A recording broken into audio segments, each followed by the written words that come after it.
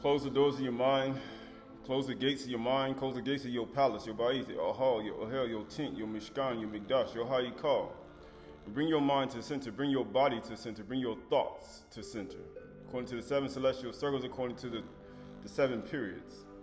According to the understanding of Yahushua Mashiach, according to his father, who sent him from the highest Shamayim from the 7th Shamayim, above the 7th Shamayim, all the way down to the earth, to the surface of the earth, that we may understand him, the one who gave us life and understanding, Kaya, or Kai, and inside our heart and our mind, and filled us with, made us a living Nefash again. When any man be in Yahushua Mashiach, he's a new soul, a new Nefesh. The old soul, the old way you used to understand with your Bina Hamada'ah has passed away, and the new has come. For all things been given unto him in Shamayim and earth, and all power it's stone over Shamayim and earth, that you may understand him, that you may understand what it means to walk in righteousness and to be Sadiq Sadaqah, man and woman, and to live in his kingdom that will overflow with Sadiq and Sadaqah. So we live in this world, we are not of it. But today we acknowledge the one who made all the hard and the hard of the earth, all the rivers and streams under the earth, on the surface of the earth, and the rivers and streams that flow from his throne. Even the tears that he flows down, that come from his eyes when he rains down on you to give us life and understanding, give us food, that we may have food in his house, that we may have food to give to the poor and the needy. And that you may have food within your heart and your mind to give to the poor and the needy. For all these things he's given to us as an understanding, and this understanding is true. So as we move forward in his understanding, we move forward in his fear, his yirah, his yireh, and we move forward in his life, in his understanding. Right, so this is the book of Malachi, the book of Malachi, chapter 2. This is the book of Malachi, which means messenger, chapter 2 and verse 5. Chapter 2 and verse 5. It says, my bereath, my covenant with him was one of life, or kai, and shalom. See, we talked about life and peace. When you follow righteousness and kindness, you're going to find life. And you need to have peace and be peaceful. But all this is a part of it. My bereath with him, going back to verse 5, covenant with him was one of life, kai, and peace. That's why Yahushua said, he's the prince of peace. That's why he said, I've come that you might have life and have it more abundantly. And I gave them to him. Who do you think he gave it to? He gave it to Yahushua Mashiach. Why he gave it to him? Because he's trustworthy and true. So if Yahuwah gives you life and peace, he must trust you. He must. It was a covenant of fear, Yadeh, right? Because he's going to do it in the fear of Yahuwah. That's why he's going to judge you in the book of Yeshayahu, chapter 11, verse 1 through verse 15. And he feared me. Do you fear him? That's the whole point.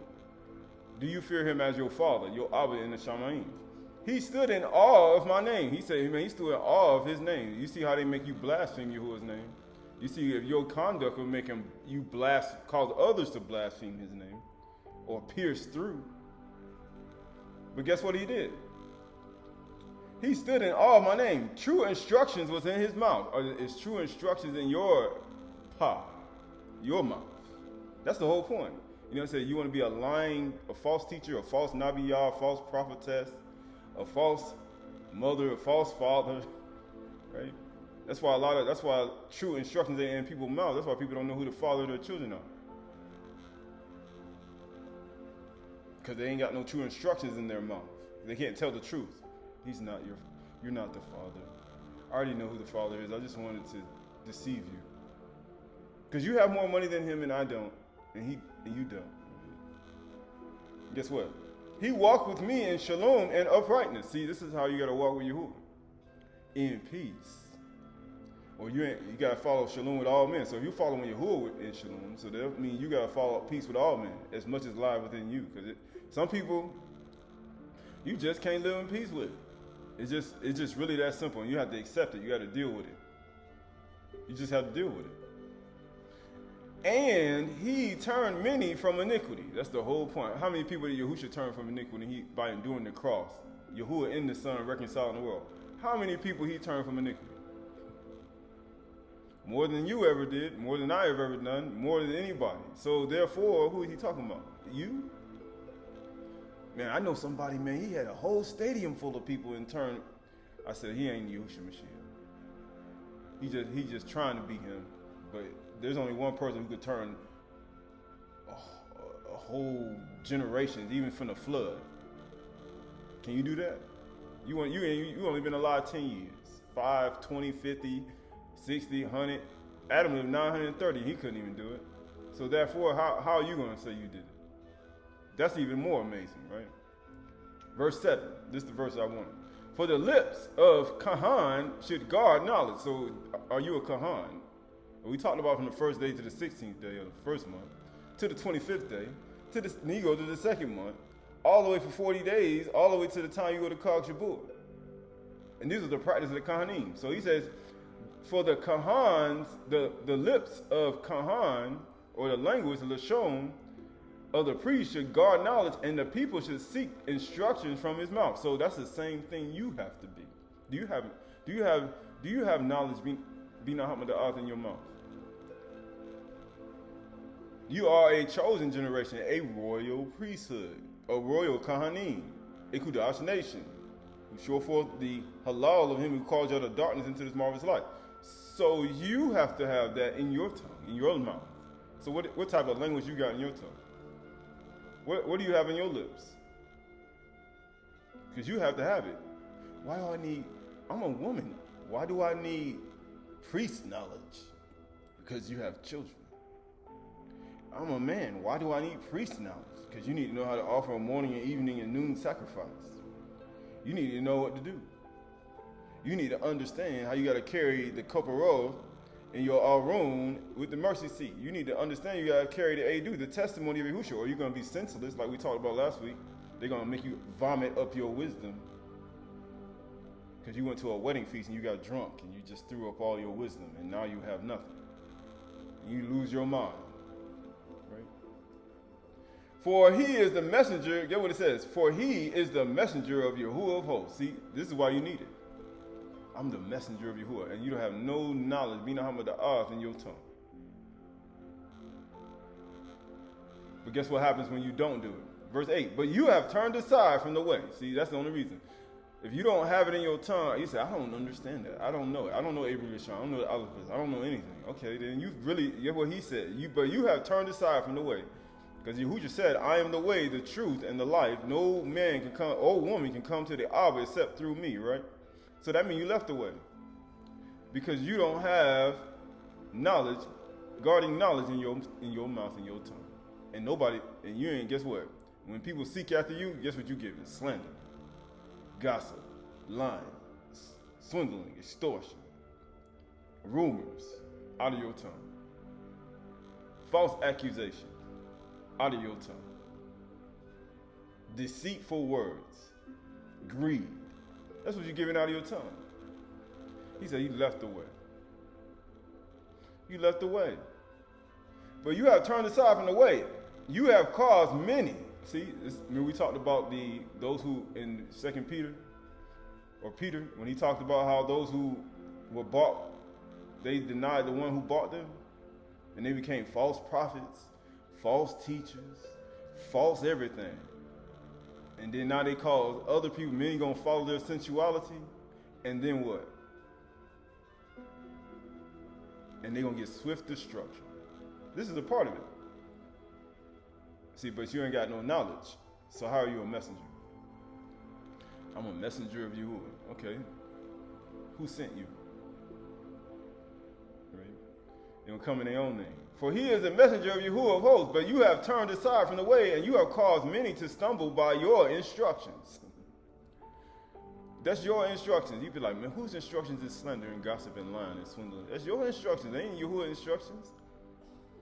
That's not the instructions he told you to give. Give and it shall be given. Pressed down, shaken together, runneth over. You should call men to give to you in your bosom. See, if I open up the windows of Chamy'shy and pour you out of a barak, you have no room enough to receive.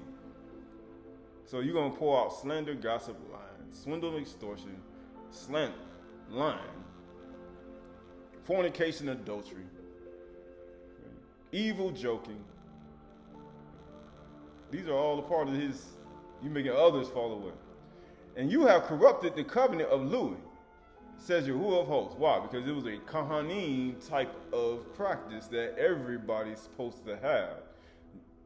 Why? Because it keeps everyone in a serious state of mind. Because when you're in a serious state of mind, you see how serious it is out here in the world. Because you are not of the world. That's what priests, Kohanim, were not of the world. That's why they didn't sow, no reap. They didn't do all the stuff you ain't do. They ain't got no life. I don't have no life. He's like, what kind of life you got? I ain't got no life. Y'all got life. Y'all can go do all that. He said, I don't have no life. He said, you under strict rules. You can't do a lot of stuff. See, that's why people don't want to do it. He said, I don't want to be no Kohan, no royal priesthood, no Kohanim, no Kudash nation. That's why. It has nothing to do with anything else. You have corrupted the covenant of Louis, says Yahuwah of hosts, and so I make you despised and abased before all people. See, now you see why Shaul said, I know how to be hungry. I know how to be full. I know how to be abased, and I know how to be exalted. Because sometimes Shaul is like, I'm not a Kohanim. I be doing things that Kohanim ain't supposed to be doing. And I know how to be abased too. I can do all things through him who strengthens me. Because you got to understand it. You're going to be abased before all people in as much as you do not keep my ways. Now you see why Shaul was going through so many things. You'd be like, man, why Shaul was going through all that? Why Yaakov had to go through 20 years with Laban? I'm not going there, but why they had to go through so much? He said, man, twice I was shipwrecked. I was beaten above measure, right? You're thinking like, why he got to go through all that? Because inasmuch you do not keep my ways, that's why. Even though he had all that gifts and knowledge of wisdom and all understanding, that don't mean anything. That's just a part of it. But still. But show partiality in your instructions. Inasmuch you do not keep my ways, but show partiality in your instructions. See, this is why that's how you know people don't to-call you or to rebuke you or tell you the truth. They be swindling you and don't be telling you everything because they don't want you. They want to be liked. I love being liked. I love being liked. Right? And this is the whole point. And this is not about disrespecting nobody, because the word is enough. You ain't got to go extra. I assure you, you ain't got to go extra, right? Most people try to go extra and put extra stuff on. But that's going to be your demise, because you're going to be judged according to every word that comes out of your mouth. You want to add extra to it. And that's the whole point, right? So this is the book of Matthew. This is the book of Luke. Go to Luke chapter 6 and verse 24. Luke chapter 6, verse 24. There's a moral to the story. This is Luke chapter 6, verse 24. But woe to you who are rich, for you have received your consolation. He said, you got your consolation. And rich ain't just going to be, people think, oh, I'm rich. You see, back in rich during that time with cattle, animals, camels, goats, sheep, right? Gold, silver, right? But the gold and silver was just an alternative because people paid you for those things. That was rich then. Woe to you who are full now, for you shall be hungry. Right? He said, man, you going to be hungry. I'm going to make you soon. He said, you full now. Your belly stick over your belt, and you got parasites stuck all in your stomach, and they still alive. You be like, man, where all that? Why your stomach not going out? That's undigested food sitting right there in your stomach, and you just keep eating over and over again, not even knowing that them food ain't going out your body. And you only got, every time you stuff food in your mouth with that thing sticking over your belt, you be shortening your life. Eat another burger, 5 years off your life. Eat another 5 months. You sure? And you gotta let the other food go. And that's how it is with old teachings. Because it's old food, old digested food stuck in your stomach, blocking Yahuwah's the bar. It's just like that.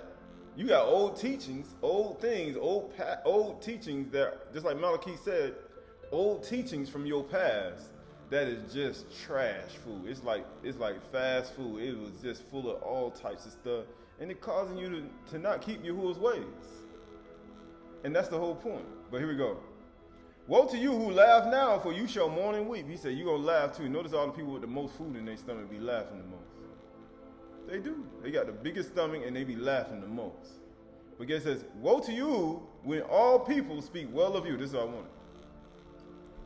You show partiality in your instructions. You show partiality in your instructions. Because that's the only reason people can practice whoredom in your face. That's the only reason people can practice adultery in your face. That's the only reason people can lie, swindle, extort, gossip, slander, and do things in your face. Because you show partiality in your instructions so that you can be what? Woe to you when all people speak well of you, so you can speak well of you. So nobody will ever say that. He's so wonderful, kind and true. Right? Because you don't want nobody to say nothing about your name. So there the fathers did to so did their fathers do to the false Nabi'im. See, false messengers. This is why you'll become a false, as Cop said, there are many false prophets and false prophetesses and false teachers. Because they don't want you, see, you want people to still be in their sin. As long as they're in their sin and in their evil ways, then you can get praise. So you can get, like, when people speak well of you, you love that. So why am I going to rebuke that person? But this is all a part of it, right? There's a reason for all this, right? So this is the ninth yom of the 5th month, right? Chamy'shy Chdsh, right? So we look at the 5th letter of the alphabet. It's Ha, was behold, light revealed, illumination. But these are all a part of it, all of the understanding in the 5th month. And the 5th month is very key, even in the fast of the 5th month.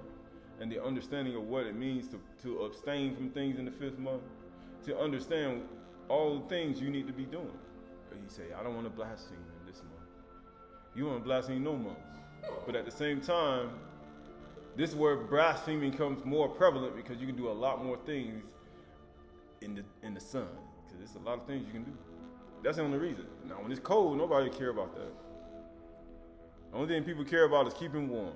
Right? This is Zechariah chapter 7, 1 through 14. In the 4th year of Darius, the word of Yahuwah came to Zechariah on the 4th day of the 9th month, which is Kislev. Now the people of Bethel had sent Sharezer and Regem Melech and their men to entreat the favor of Yahuwah. Right? They sent them to entreat the favor of Yahuwah, right? Because that's what you're supposed to do. But who they went to? Who they go to? Saying to the Kohanim of the house of Yahuwah of hosts and the Nabi'im. See, so who are you? You ain't no Kohanim, you don't keep Yahuwah's ways, and then you're a false prophet because you love people speaking well of you. Which is double. Because when Yahuwah wished that all his people to be prophets, he said you were supposed to be a Qahalath nation, a royal priesthood, so you prophets and priests. So people coming to you to hear what you have to say on your lips. So you ain't got no Bina Hamada'ah on your lips. So therefore, what are you going to say to them? Going back, and it says, saying to the priests of the house of Yahuwah of hosts and the prophets Nabi'im, should I weep and abstain in the 5th month? That's what they're asking you. Now, we just talked about the fast in the 5th and the 4th month. So what do you think you should do? The 5th month, man, everybody be partying, getting drunk, sleeping around, having a great time, going to the beach, right? Going to do this and that. What should I do? So what if you're a person who loves praise, you're going to say exactly what they want to hear. It says, should I abstain? Should I weep and abstain in the 5th month as I have done for so many years? He says, should I keep doing this? Then the word of Yahuwah of hosts came to me. Say to all the people of the land and the Kohanim, when you fasted and mourned in the 5th month and in the 7th, for these 7 years, was it for me that you fasted? He said, was it for me? Because every time, was it for me? Or were you fasting as Yeshayahu 58 said it, to punch with the fist? So we just read it. With Chamy'shy and the Mitzir man had a son who was fighting in the camp, And he was fighting the man of Yasharal. And they were going about in the camp. Matter of fact, it would cause a man to blaspheme, right? But it says, for these 7 years, was it for me that you fasted? And when you eat and when you drink, do you eat for yourselves and drink for yourselves? He said, so what are you doing? Right? So this is the book of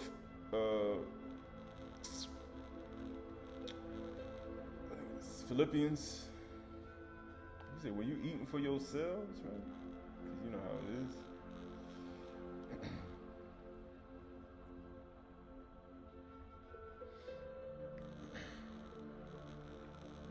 Go to Philippians chapter 3 and verse 1. Philippians chapter 3 and verse 1. Philippians chapter 3, verse 1. Finally, brothers, Aku, rejoice in Yahuwah and the Master to write the same things to you in no trouble is no trouble to me, and it's safe for you, right? To do it again. Look out for dogs.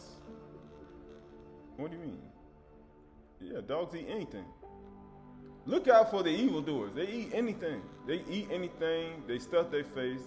They love getting praise of people, and they don't keep Yahuwah's ways. Look out for those who mutilate the flesh. Why? For we are the circumcision. Why? Because the Yahudim who were circumcised in the flesh was not circumcised in the heart. The priests, the Kohanim, that's what he was telling them to look out for. Why? For we are the circumcision who worship Yahuwah, worship by the Ruach of Elohim, and kabod in Mashiach Yahusha, and put no confidence in the flesh. See, when they write this, they try to make it look like Yasharal, the originals, are obsolete. They try to make it look like they are the ones who are obsolete, who have no meaning. That's what it feels like when you read this. Because you know why they make it sound like this? Because it's called Aydahchay, the master who bought me. Because what tribe was the master from? What tribe did he come through? Why did he come through Yehuda? And why did he do the certain things? And guess what? Though I myself have reason for confidence in the flesh, I also, if anyone else thinks that he has reason for confidence in the flesh, I have more. Why? Circumcised the 8th day. He said, man, so you like the Qahalath. You know, the 8th letter of the alphabet? Work, labor, ladder, ascending and descending. So you're like the Qahalath. Circumcised the 8th day of the people of Yasharal. So you are Yashralith of Yasharal. Oh man. And what else he say? Other tribe of Benjamin. So you like other tribe of Benjamin. You the son of his right hand. You son of the days. You know, son of days. You the son of the right hand. A Abri of Abri. So you know Hebrew, Abri all the way through. And as to the Torah, a Pharisee. You say, I know all the Torah. As zeal, a persecutor of the body of Yahushua Mashiach, as to righteousness under the Torah. Blameless. He's like, I'm blameless. I persecuted these people. I ain't understand Yahushua Mashiach, but he still understood where it came out from. But guess what? But whatever gain I had, I counted as loss for the sake of Mashiach. What gain he talking about? His possessions, his money, the things he had. You know, the things that he told you, Yahushua told you to sell all you have and give to the poor, and you have treasure in Shamayim. His stuff he had, the things he had attained, his accolades, what he called all the things that he attained by sitting under Gamaliel. Yeah, you get awards. You know how you go get your diploma, your PhD, your master's degree. You're so proud of it too. Right? You get your bachelor's degree. Right? And then most people get their bachelor's degree and ain't really bachelors, right? And all this stuff, right? They create this world. But all these are a part of their thing. He said, I count this stuff as loss. Whatever I gain, I had counted as loss for the sake of Mashiach. Indeed, I count everything as loss because of surpassing worth of knowing Mashiach Yahusha, my master. What tribe was Yahusha Mashiach from? What was Yahusha circumcised the 8th day? Yeah. Was Yahusha taught the alphabet? Yeah. He was taught all that. Did Yahusha go to the temple, to the high call with the priests and all the ancient men and the wisdom and answering and asking questions? And they marveled because he ain't know. He said, how you know all that information? Yeah. What tribe he do that? Keep going. For his sake, I have suffered the loss of all things, so have you. See, that's the point. We talked about Kanim. You ain't saying you ain't supposed to have no life. Like, what's type of life? Nightlife? You got a nightlife. He said, I suffered the loss of all things and count them as rubbish. Or they call it rubbish. That's like a French word. Right? In order that I might gain Mashiach. In order for you to gain Mashiach, that's why Yahushua was telling people to get rid of everything they had before they follow him. Because that's the only way you're going to really be able to follow him everywhere you go. And be found in him, not having my own righteousness of my own that comes from the Torah, but that which comes through Amunah in Mashiach. Why? Because in order for you to understand the Torah in its fullness and completeness, you have to understand Yahushua Mashiach. Because the same people who kept the Torah still killed the son of Yahuwah himself. So to understand him in the Torah is Amunah. But the practices of the Torah are what tells you about him. It does. Right, let me get to the point of this. Right, going to the book of Colossians.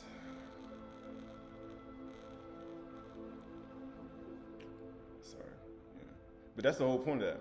Right, going to the book of Colossians chapter 3. I think it's Colossians chapter 3. Actually, go. 1 Corinthians, go to 1 Corinthians chapter 10, verse 28. 1 Corinthians chapter 10, verse 28. 1 Corinthians chapter 10, verse 28. 1 Corinthians chapter 10, verse 28. But if someone says to you, this has been offered in sacrifice, then do not eat it, for the sake of the one who informed you, and for the sake of conscience. I do not mean your conscience, but his. For why should my liberty, my freedom, my Qahalath be determined by someone else's conscience? Question. If I partake with thankfulness, why am I denounced because of that for which I give thanks? So whether you eat or drink, or whatever you do all to the kabod of Elohim. Give no offense to the Yahudim or to the Greeks. So what is he telling you? He's telling you to beware what you do around all people. Why? Or to the body or the body of Elohim, or the body of Elohim, or the Aydah of Yahuwah. Just as I try to please everyone in everything I do, not seeking my own advantage, but that of many, that they may be saved. Why? Because if you don't be careful in what you do, you're going to cause other people to fall. All right, going back to the slide, this is Zechariah chapter 1, verse 4. We're going to get out of here, right? 1 verse 7. 1 and 3. It says, saying to the priest of the house of Yahuwah of hosts, and to the Nabim, should I weep and abstain in the 5th month, as I have done for so many years? Then the word of Yahuwah of hosts came to me. Say to all the people of the land and to the Kohanim, when you fasted and mourned in the 5th month and in the 7th for these 70 years, was it for me that you fasted? And when you eat and when you drink, do you eat for yourselves and drink for yourselves? That's the whole point. You got to be real careful. Are you doing it for yourself? Were not these the words that Yahuwah proclaimed by the former Nabi'im when Jerusalem was inhabited and prosperous? He said, when you were inhabited and prosperous, with her cities around her, and the south and the lowland were inhabited. And the word of Yahuwah came to Zechariah, saying, thus says Yahuwah of hosts, render true judgments. He said, don't put no partiality in your instructions. Or you like the praise of men. And guess what? Show kindness and mercy to one another. He said, show kindness. Do not oppress the widow, the fatherless, the sojourner, or the poor. Let none of you devise evil against another in your heart. That's the whole point. He said, in your heart. Why? But they refuse to pay attention. He said they refuse to do what? Pay attention. They don't want to pay attention to that. You telling somebody to show mercy and kindness and not put partiality in our judgments? Why? We're going to lose money. We're going to lose admiration. Nobody going to speak well of us no more. This is going to happen. Why do you think they tell people that? Why do you think they telling you? He said, you telling me we're not paying attention to that. You telling me I have to say something and put something in there and make somebody not speak good of me anymore? No, I'm not doing that.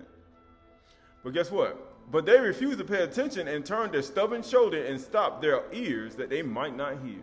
He said, you can stop your ears. You got control of it. It's a living organism. Your mind can tell yourself not to listen.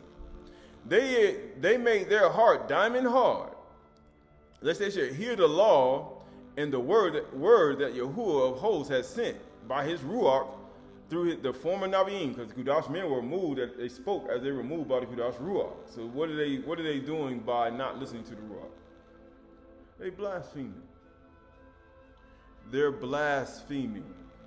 What do you think they're doing? You think they're speaking well of the Ruach? No. Therefore, a great anger came from Yahuwah of hosts. See, you literally diamond hard,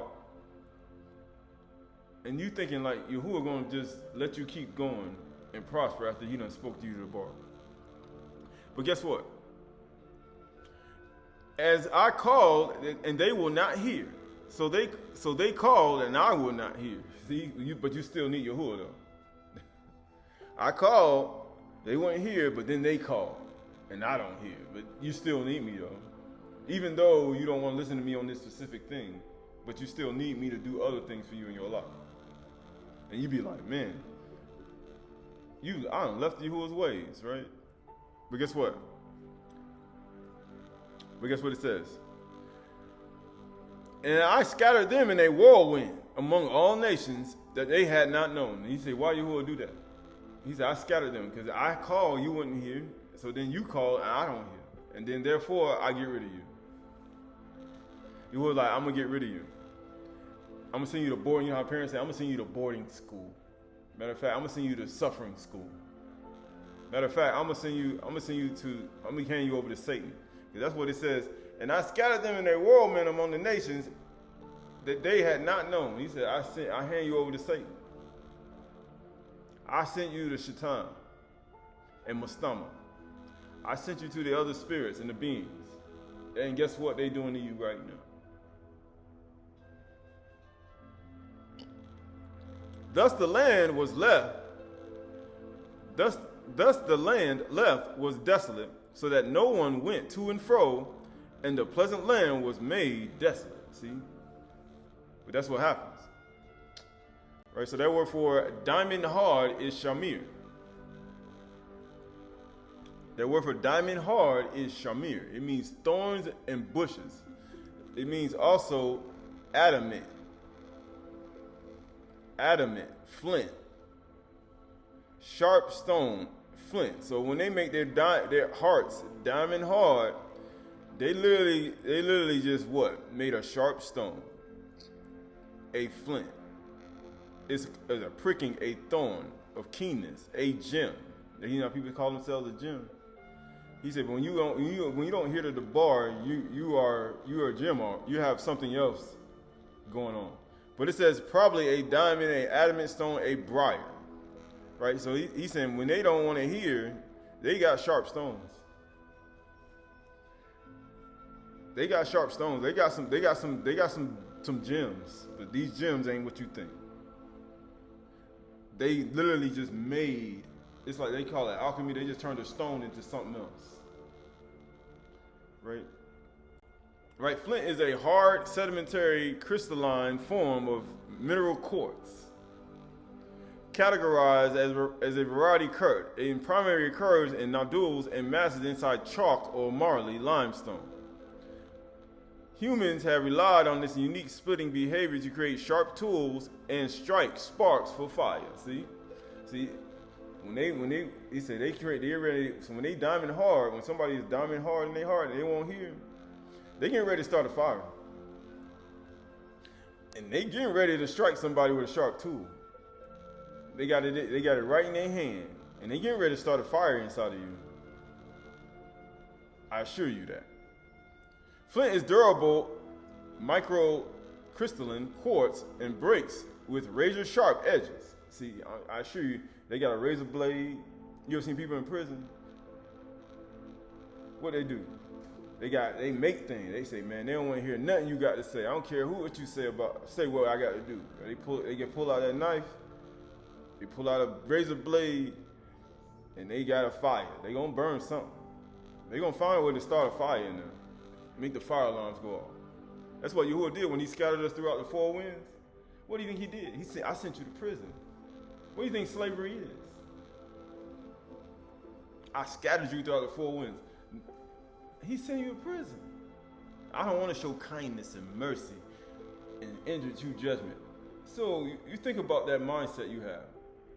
And then Yahudy say, you don't want to show kindness and mercy? What else? So if you don't want to show kindness and mercy and true judgment, what are you getting ready to do? Evil stuff. You getting ready to do some evil. You're thinking about, like we talked about last week, your mind is fixed on doing evil all day. Ain't no way in the world what type of person you are. Think about it. Like, categorized as a variety of that occurs in chalk and marley limestone, flint was widely used in stones and finger-stinging fires. And when flint is broken or chipped, the pieces have sharp edges. Watch out. Watch out. They don't want to hear that. Kindness, mercy, and show true judgment. I love people speaking well of me. I assure you, they coming for you. They don't want to hear that. 12 tribes. Yasharal. Yahushua. Show kindness, mercy. What? It says making it useful as a cutting tool. Oh, they getting ready to cut you now. You be like, man, they ain't gonna do nothing. Yeah, they are. They already plot. Such a knife, blades, and scrapers. The use of flint to make stone tools, flint extremely durability has made it possible as use over this time. Flint is one of the primary materials used to define the Stone Age. They call it the Stone Age, but it ain't the Stone Age. They try to make it that. But when we talk about the Stone Age, you got to start thinking in a different way. Not millions of years ago. You got to start thinking about when Yahshua was throwing stones in that time. Right? And they had these stones, but these stones are used during that time. Now, you don't think about the Stone Age and Flintstone. Right? You got to think about when Yahshua had stone. That was the Stone Age. Before Yahushua Mashiach died, it was a Stone Age where you getting stoned. Like you getting stoned with 12 stones, 150 stones. Right, so that word, so you look at a flint, that's a flint knife. What is it? They got a sharp dagger in it. Oh, I assure you, he said they made they hard with diamond hard, adamant stone, flint. Well, that's a flint knife. That thing can stab you and it can start a fire. So you just scrape it a little bit, make a fire start, and it can stab you. That's a useful tool, and that's what they're making when they don't want to hear the bar. I don't want to hear kindness and mercy and true judgment. No, I need to make my finances go up. I need people speaking well of me. I need to get this deal done, and I got this knife and I got this fire. I'm gonna start. Right, you keep talking. Right? That's how it is, right? Flint, that's what it looked like. Flint, Flint stones. It's amazing they call it flint stones. And what they call it? Flint stones. But not even understanding, it ain't the Stone Age, it's back when they had the flint rock. Not bedrock, flint rock. That's what it is. See, they don't want you to know that though. But that's all a part of it. Right? So they call it, so you look at that word adamant stone, so you look at Adam, right? They call it adamant, right? So don't look at that, look at Adam. It says an Adam ant, right? So you look at an ant, and you gotta look at Adam, right? Adamant, or Adam, stone. They call it adamant stone, but the people, the son of Adam was trying to tell the other sons of Adam what to do, but they didn't want to do it, so they made they heart diamond hard like a stone, like an adamant stone. Adam stone. You know what Adam, Adam was made from? The Adama, the mud clay. And what happens when clay starts to hard? It turns stony hard. But when Adam's heart turns hard, it turns into flint rock. It turns into a fire-starting dagger. That's what happens. Refers to an impenetrably hard, unbreakable substance. Unbreakable. So you watch the movie Unbreakable, right? What do you think that's about? Unbreakable, most commonly identified as a diamond. He said, man, you unbreakable.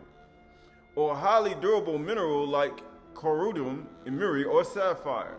Now you see why Yahuwah throne, you're going to break his throne. You say, I'm going to take his throne. No, you're not. And adamant stone is legendary, historically unyielding substance known for its impenetrable hardness.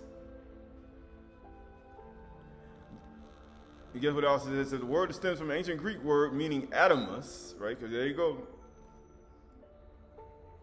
Adam, or unconquerable, invincible. That's what they think about you. They already know you like that. They already know this. And guess what? What do you think kindness and mercy and true judgment does for Adam? It makes him more invincible.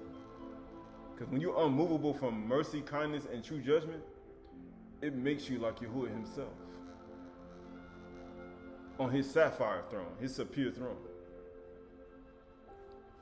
But that's all a part of it. So, but why is this important? Because he said, what is flint used for? It's used to start fires. Is it not? Right, so the book of Zechariah, actually going over to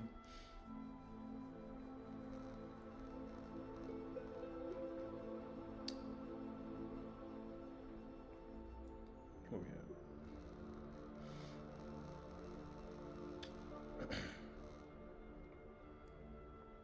Right, this is the book of Jeremiah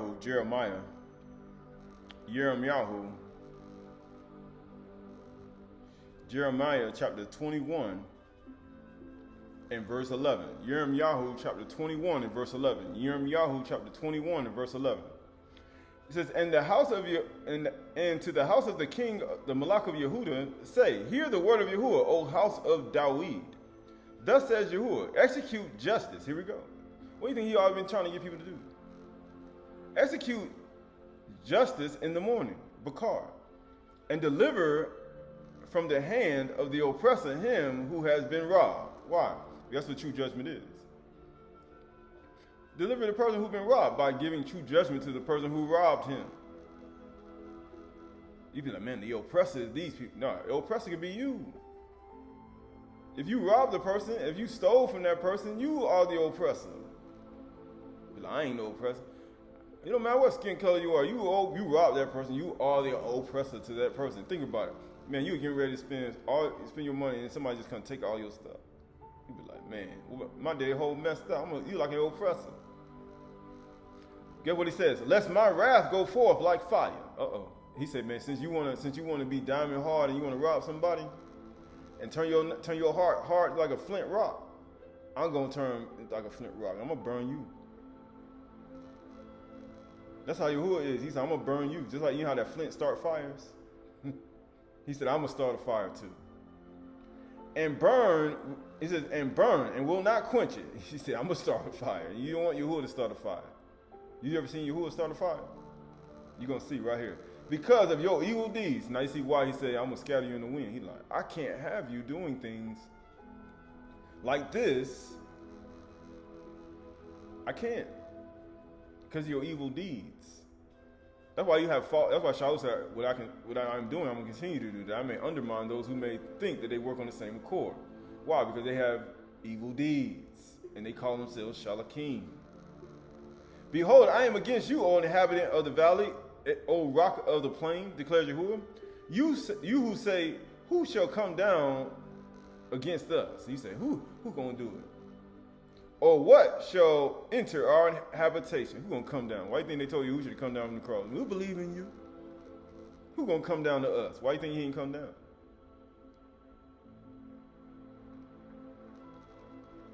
Why do you think he ain't come down? He said, who going to come down against us? Why do you think he ain't come down? Or who shall enter our habitation? He said, who going to enter in? He said, I will punish you according to the fruit of your deeds. Now you see the fruit of your deeds are what you do to other people. It's really that simple. What you do to me? What you do to her? What you do to your children? What you do to other people? That's the whole point. Was it evil or was it good?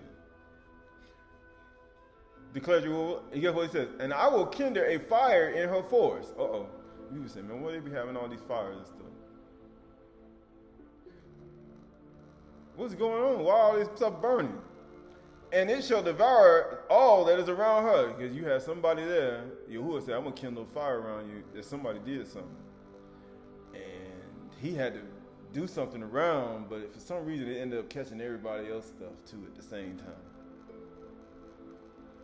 He said, so being that they were already doing evil, with their evil deeds, and they oppressing people, it was just, your stuff was just around where their stuff was. So in order to get to them, I had to literally burn everything around it. Until they actually finally reached their spot. Where that's the original target. And people say, what? Collateral damage? Now you see why you don't want to have people around that cause these things, right? Why do you think Yahuwah said, I scatter you in the wind? I scatter you to the nations. Because if you keep you around, everything gonna be desolate. This is why you gotta get all these things out of your heart. You might either robbing people or oppressing people. This is the whole point. Because you kindling the fire. Yahuwah said, I'm gonna kindle a fire. I'm gonna kindle with my flint rock. I got a flint too. I got one too. Right? Right, this is the book of Jeremiah, chapter 43. Jeremiah chapter 43. Jeremiah chapter 43 and verse 10. Jeremiah chapter 43 and verse 10. Jeremiah chapter 43 verse 10. And say to them, thus says you of hosts, the Elohim of Yasharal. This is why everybody quote Jeremiah, right? In these different religions, right? But they don't ever acknowledge where Jeremiah came from. And what Elohim he was. The Elohim of Yasharal. Behold, I will send and take Nebuchadnezzar, the king of Babylon, my servant. So when you were like, I got a servant too. Remember I told you, talked about there's other people for Yahuwah to do other things to other people. You ain't got to do that. Are you telling what the bar say? Yahuwah got other servants, Aydah. He said, I don't want to go to that servant. He said, man, I don't want Nebuchadnezzar. And I will set his throne above these stones that I have hidden. And I will spread his royal canopy over them. He said, I'm going to spread my royal canopy over them. And guess what? And he shall come and strike the land of Mizraim, giving over to the pestilence those who are doomed to the pestilence. To captivity, those who are doomed to captivity, and to the sword, those who are doomed to the sword. See, this is why you don't, you want to do evil and just try to run to another country. Remember we talked about running to somewhere else, and you were like, no, I'm going to get those who supposed to be going to captivity, those who supposed to go into pestilence, and those who supposed to be killed. It don't matter where you're going. You're going to run to another place. I'm going to run to this place and hide. He was like, why can't you just do good and show mercy and kindness and true judgment. Why can't you just do that? But guess what he said? I shall kindle a fire.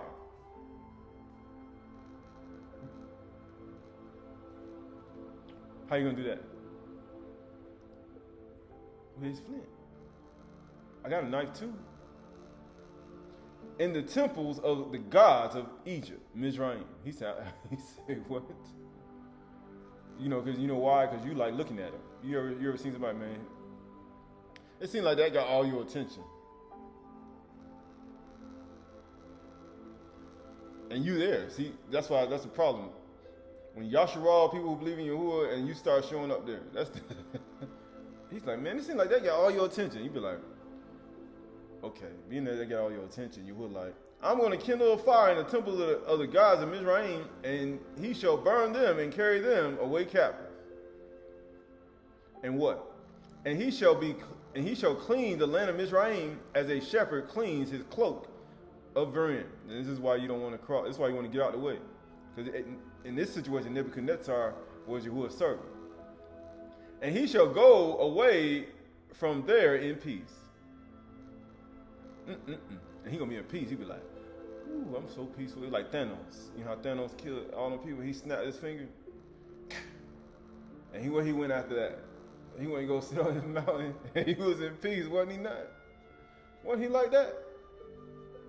That's what he did in there. You be like, where'd they get that from? People have no idea. And guess what? And he shall break the obelisk of Heliopolis. You know what Heliopolis is? Baalbek. You ever been to Baalbek before? Yeah, Baalbek. That's over there. You know what Baalbek is. He said, I'm going to break the obelisk of Heliopolis, right? That's where all the priests of Heliopolis went. To Baalbek. Which is in the land of Mizraim. This is why I know that. That's how you say, man, they don't flip it because the land of Mizraim extended further than what you think. You know, they'd be like, man, the land of Mizraim is just here. No, it extended. Their domination extended way further than that little place you be talking about. And the temples of the gods of Mizraim he shall burn with fire. Uh-oh. See, this is why you don't want to have your eyes on other Elohim. People should be like, man, you looking at me? Why you looking at my stuff for? That's how the other guys should be looking at you. But you say you believe in Yahuwah and the Chamy'shy Chdsh. You're like, hold up. No, you need to go worship your God. They need to say that to you. So what God you believe in again? So what you looking at mine for? But this is the whole point. Because he said, I'm going to kindle a fire, right? So what they got to do with anything? Right, so this is the book of Ezekiel, Ezekiel chapter 20, Ezekiel chapter 20 and verse 45. Yakaziel chapter 20 and verse 45. Yakaziel chapter 20 and verse 45. And the word of Yahuwah came to me, son of Aydah, set your face toward the south land, preach or Qahalath against the south, and Naba against the forest land. In Negev. Why? Say to the forest in Negev. So he's saying, talk to the trees, man. Think about it. I say this in, man, go talk to the trees. What do you mean talk to the trees? Talk to the trees for me. Say to the forest in Negev, hear the word of Yahuwah. Thus says Yahuwah Elohim, behold, I will kindle a fire in you. So go talk to the trees, huh? And it shall devour every green tree in you and every dry tree. The blazing flame shall not be quenched, and all faces from the south and the north shall be scorched by it. People say, you see all this stuff going on in the world today? And people say, why do people want to mess around with Yahuwah now? You say you still don't want to turn to Yahuwah, right? Talking about Yasharal, Yehuda, and all those who join, and you want to continue to be a false prophet, a false teacher, a false, not show partiality in judgment. All flesh shall see that I, Yahuwah, have kindled it. See, has everybody seen that yet? And they'd be like, man, you ain't do that. Well, he's just showing you now. And all flesh shall see that I, Yahuwah, have kindled it, and it shall not be quenched. He said, I ain't going to put out. Why? To accomplish. And I said, Yahuwah, Elohim, they are saying of me, Is he not a maker of parables? That's what they're saying to me. You're just a maker of parables. Who's he talking about? Right, so this book of Matthew. This is the book of Matthew, Matthew, chapter 13 and verse 10. Matthew chapter 13 and verse 10. Matthew chapter 13 verse 10. Matthew chapter 13 verse 10. Then the disciples came and said to him, why do you speak to them in parables? So who do you think he was talking about? The trees? Why was he talking to the trees? Is he not? Does he not? The trees were saying to me, he not speaking parables? So who are the trees? People. And he answered them, to you it has been given to know the secrets of the Malkuth of the Shamayim. Why? Because it's hidden. But to them it has not been given. He said, aren't you the one who make parables?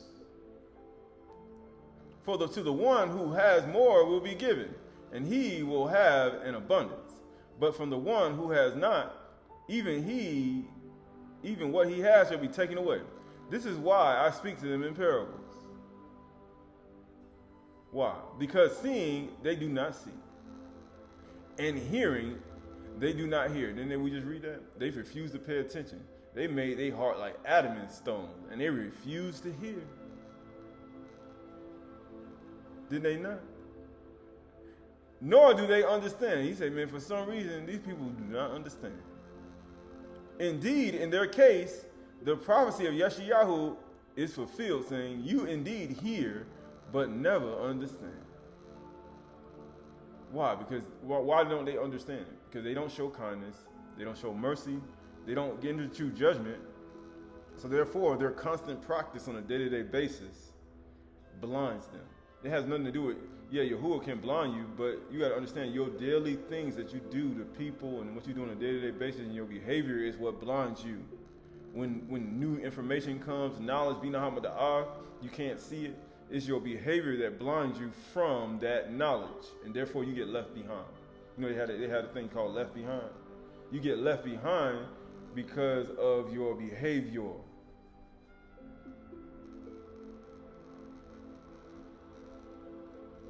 Your behavior. That's why you can't get the intellectual properties of it. It does not resonate with you. It does not stay with you because of your behavior. Indeed, in their case, the prophecy of Yeshayahu is fulfilled that says, you will be indeed hear but never understand. You will indeed see but never perceive. For this people's heart has grown dull. You mean real sharp now? Uh-oh. Boy, that thing done grow so sharp, it's diamond hard, like adamant stone. Man, it's like flint with a knife. And when you got flint with a knife, you know what happens after that? It's real dull, and with ears they can barely hear. They say, man, these people so deaf, they need hearing aids. And amazing, you know what people get today? And their eyes and it says, in their eyes, they have closed your iron. So if you close your iron, what did you do? You close your sight, your vision. You can't see. You know why? Because you hate the iron. You hate the olive bit. You don't want to learn it.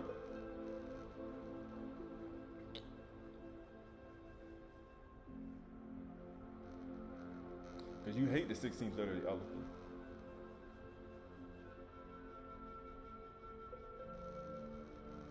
You close your eyes, your iron. So how you go from noon, samak, iron, so that if you close your eyes, what you going to say out of your mouth? You'll pop. Are you going to guard your mouth? You close your ears, you think you're going to guard your mouth? You'll pop. The 17th letter of the alphabet, you actually think that you're going to close your palm? No.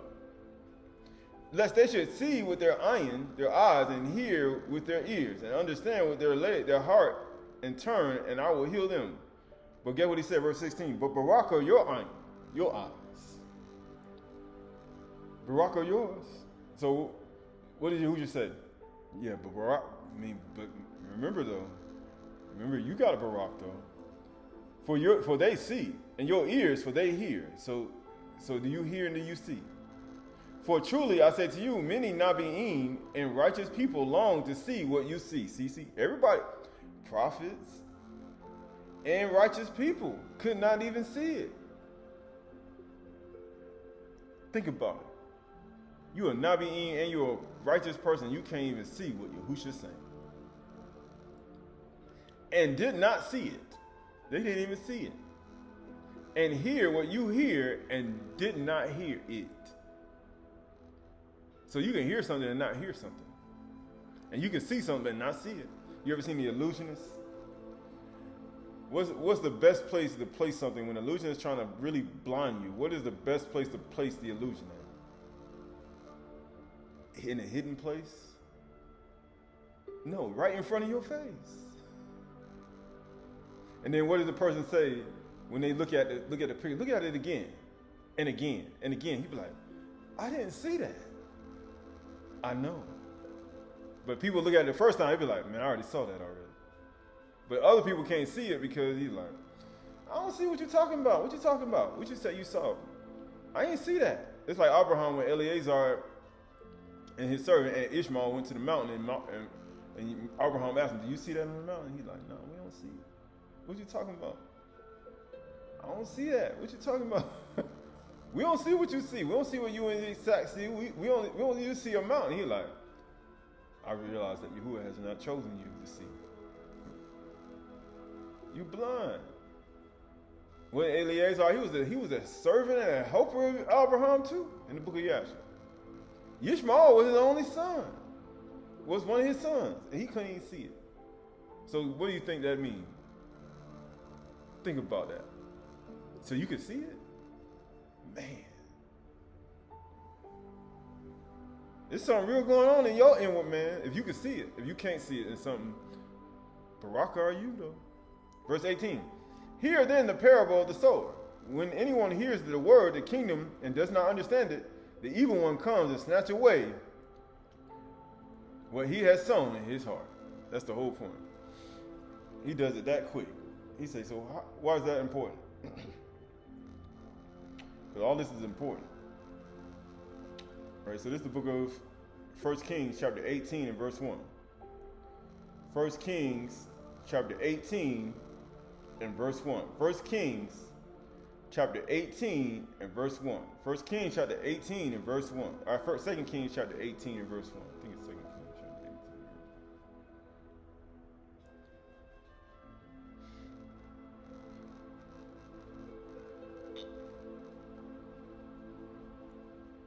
2 Kings chapter 18, verse 1.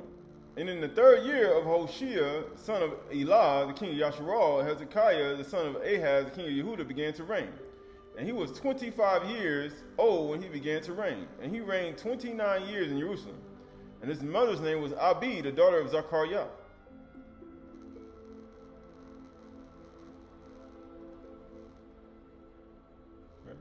Daughter of Zechariah. And he did what was right in the eyes of Yahuwah. And guess what? According to all that Daud, his father, had done. He removed the high places and broke the pillars and cut down the Asherah. You know, Asherah, it connect to other things. And he broke in pieces the bronze serpent that Mashah had made. I told you can't do a lot of things in Yasharal. You'd be like, man, you can't do nothing. Nope. They're going to worship it. They're going to do something crazy. It always happens that way. They're going to burn some incense to it. You can't do that stuff around them. Think about it. If you made the bronze serpent, even though you ain't really mean no harm, right? But then they start worshiping it. Who you think Yahuwah coming after? You see what he did to the gods of Mizraim? He coming after you. You make something that people worship. He coming after you.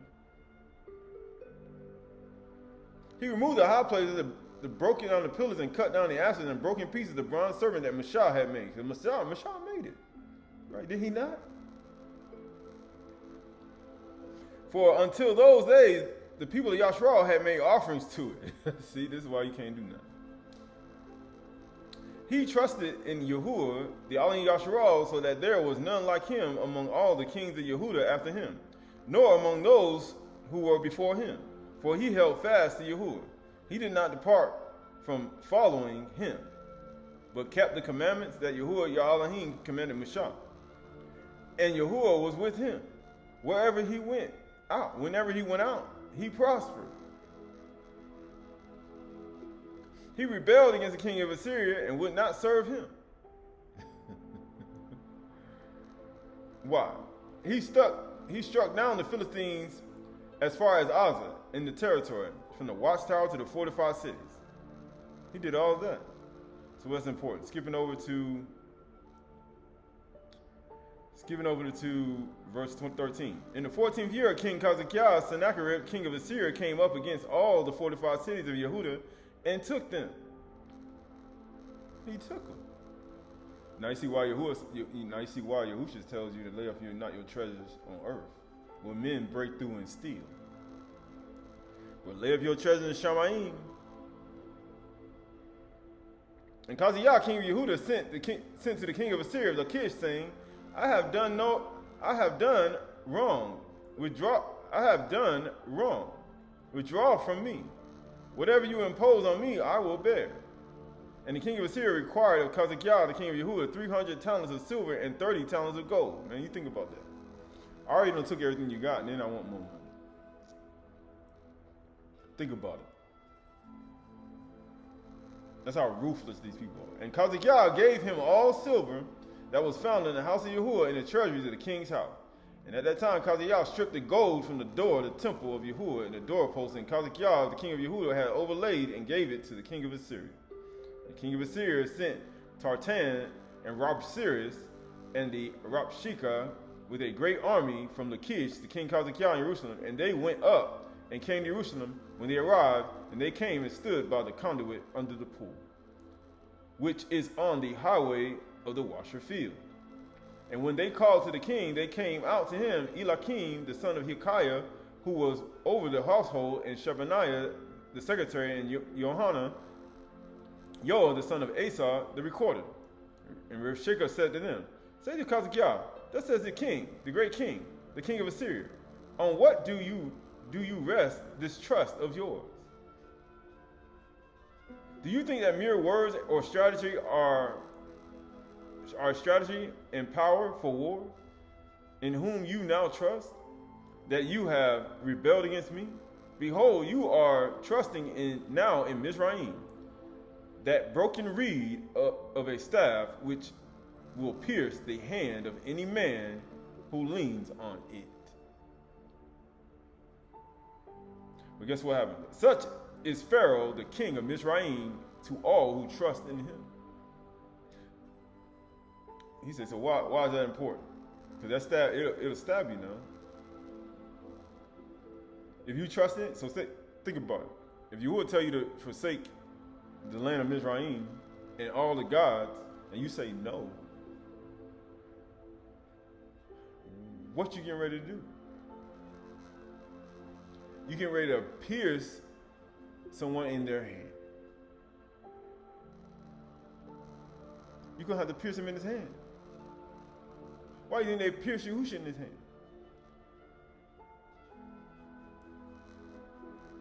You're going to have to pierce somebody. Because you trust in Mizraim. Because you trust in the king of Assyria. Because you trust in Caesar. You're going to have to pierce somebody in their hand. You're going to have to, if you don't want to let it go. Because if you don't let it go, what happens? Right, this is 2 Samuel chapter 18 and verse 1. 2 Samuel, Ba'is Shemuel, 2 Samuel chapter 18 and verse 1. 2 Samuel, Shemuel chapter 18 and verse 1. Then Daud mustered men who were with him and set over them commanders of thousands and commanders of hundreds. And Daud sent out the army 1/3 under the command of Joab. 1/3 under the command of Abishai, the son of Zeruiah, Joab's brother. And 1/3 of the command of Ittai the Gittite. And the king said to the men, I myself will also go out with you. He said, I'm going to go with you too. But the men said, you shall not go out. For if we flee they will not care about us. He said, man, we die, they ain't gonna care about us. And if half of us die, they will not care about us, but you are worth 10,000 of us. He said, man, you're worth 10,000 of all of us. Therefore, it is better that you send us help from the city. The king said to them, whatever seems best to you, I will do. He's like, whatever seems best to you, I'm going to do it. But guess what? So the king stood at the side of the gate. He stood at the side of the gate.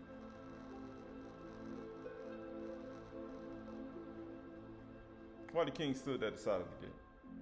While all the army marched out by hundreds and by thousands. He said the king stood at the side of the gate.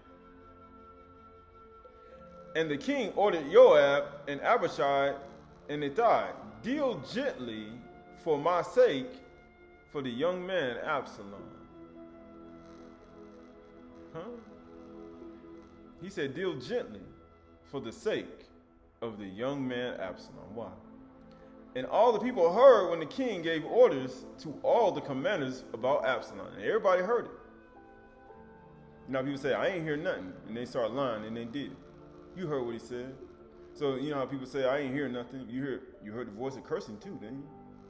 No, I ain't hear no voice of cursing. But you heard what Daud said about his son, deal gently with his son, and he was standing right at the side of it too, at the gate. He said, deal gently with my son Absalom, right? So the army went out into the field against Yasharal, and the battle was fought in the forest of Ephraim.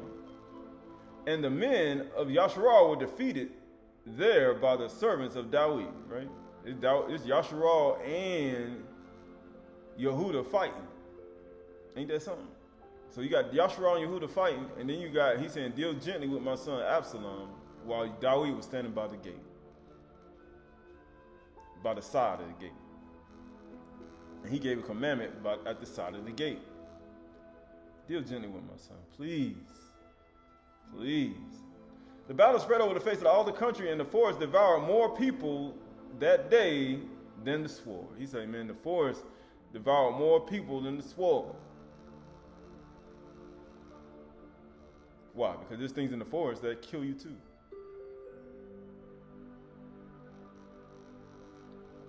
It's things in the forest that can kill you too. Not just the army, because the forest can devour you too. And Absalom happened to meet the servants of Daud. Absalom was riding on his mule, and the mule went under thick branches of a great oak. Man, it went under thick branches of a great oak tree, man. And guess what happened to him? And his head caught fast in the oak. Man, his head caught fast in the oak. And he was suspended between Shamayim and earth. He said he was suspended between heaven and earth. And guess what happened? While the mule was under him, it went on. It just left him right there in the tree. Left him right there. Man, he was just like a man hanging in the tree. He was a fruitful tree too. He had hair and everything. His head got caught in there. All his head. Guess what? And a certain man saw it and told Joab, and behold, I saw Absalom hanging in an oak. He said, I saw Absalom hanging in an oak. Why? Because Yahudy said, do not I fill Shamayim and earth? All right, this is the book of Ecclesiastes. This is the book of Ecclesiastes. I think it's Ecclesiastes.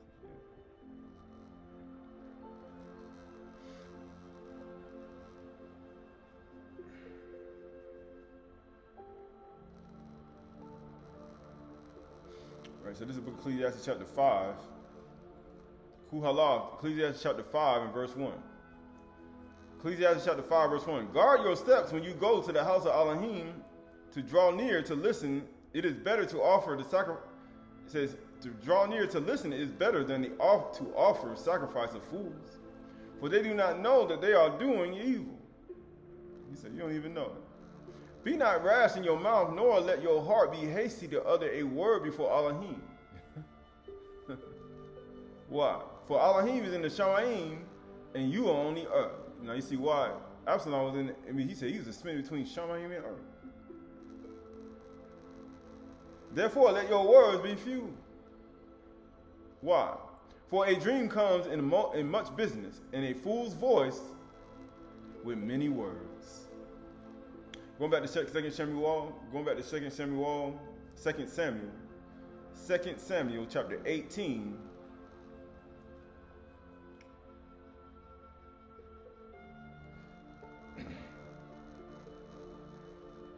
Second Samuel chapter 18 and verse 9.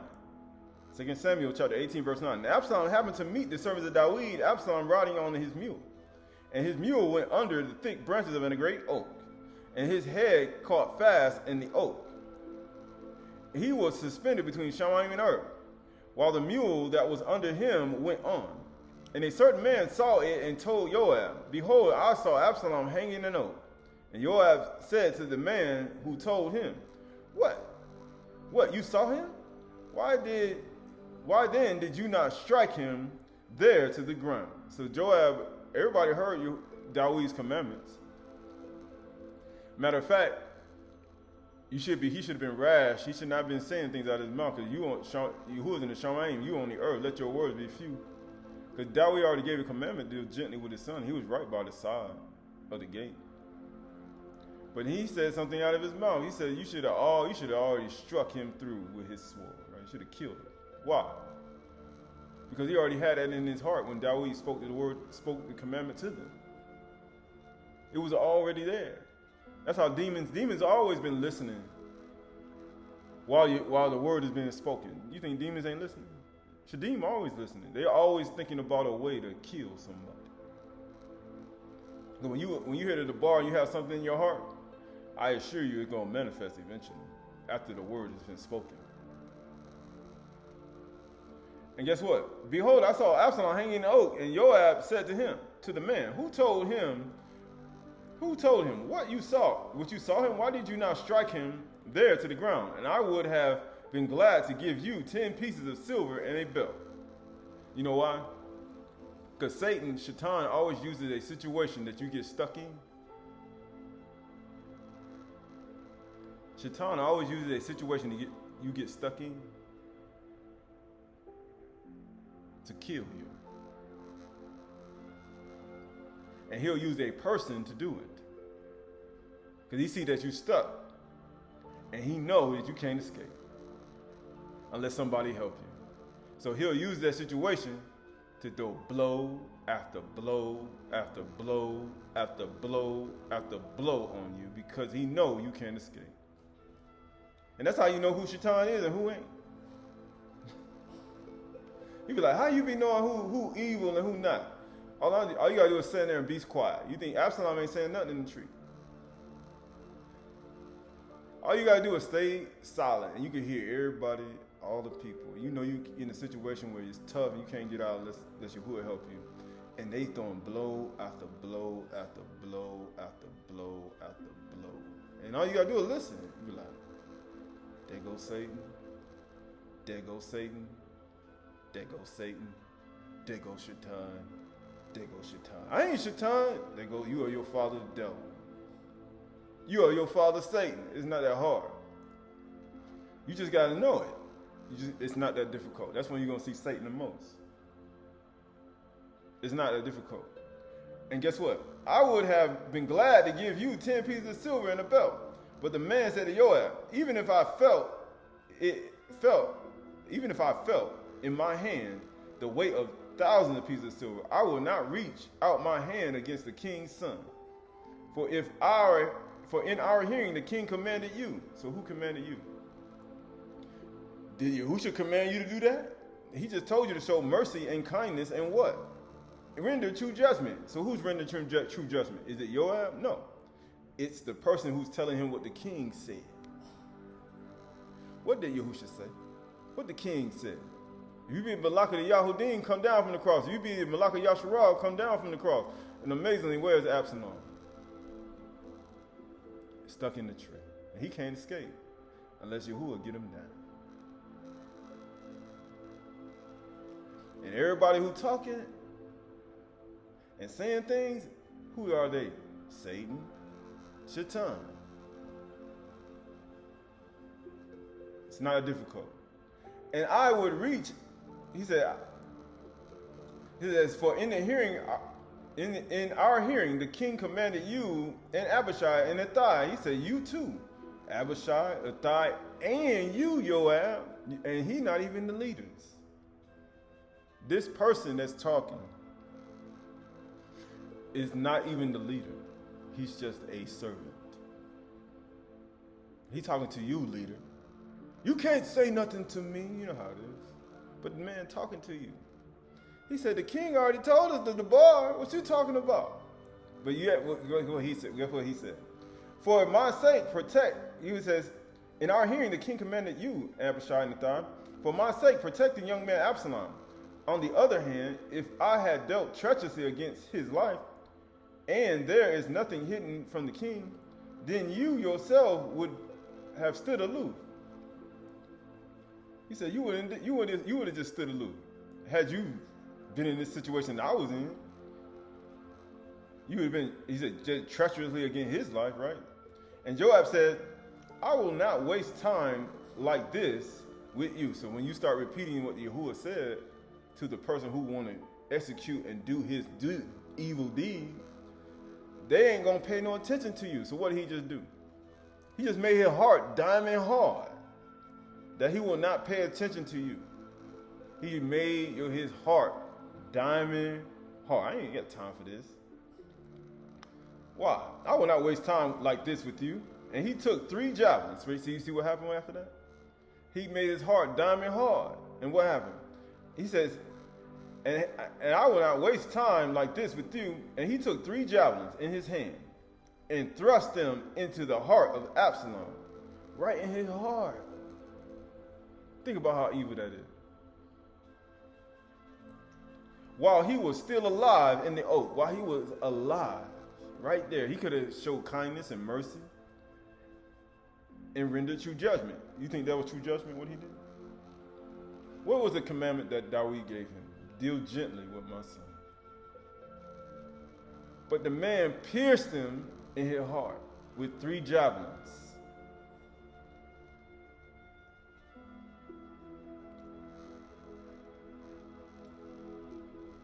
Did Absalom deserve death, though?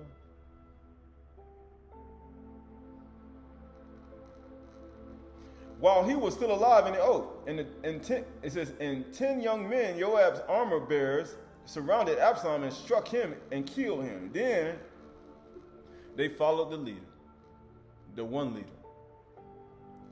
They followed the one leader, who? Joab. But Joab took the other 2 spears from the other 2 kings and tried to make it look like they had a hand in it too. The other 2 leaders. And then all the other armor bearers surrounded Absalom and struck him and killed him. They all of them started just stabbing him over and over again. Then Joab blew the Turah. Then he wanted to blow the shofar. And the troops came back from pursuing Yasharal from Joab, for Joab restrained them. And they took Absalom and threw him into a great pit in the forest and raised over him a great heap of stones. That's why Yahushua was put inside of a tomb where no man had laid.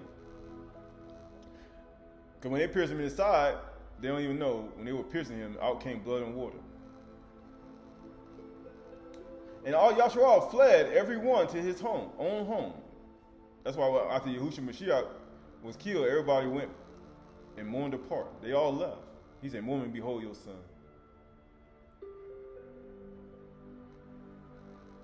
Behold your mother. Now Absalom in his lifetime had taken and set up for himself the pillar that is in the king's valley, for he said, I have no son. I have no son to keep my name in remembrance. He said, I ain't got no son. I mean, he died childless. He had no son to keep his name in remembrance. How many sons did Yahusha have? How many sons did Yahusha have? None. How many sons did Yahuwah have? One. And what happened when Yahuwah's son died? He had no son no more. To keep his name in remembrance. So how is his name going to stay in remembrance? He called the pillar after his own name. And it is called Absalom's monument. Or Father of Peace monument to this day. So why is this important? So what did Absalom do before all that?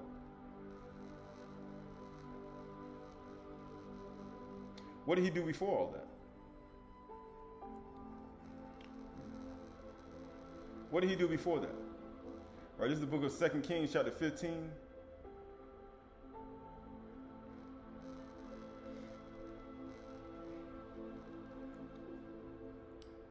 What did Absalom do?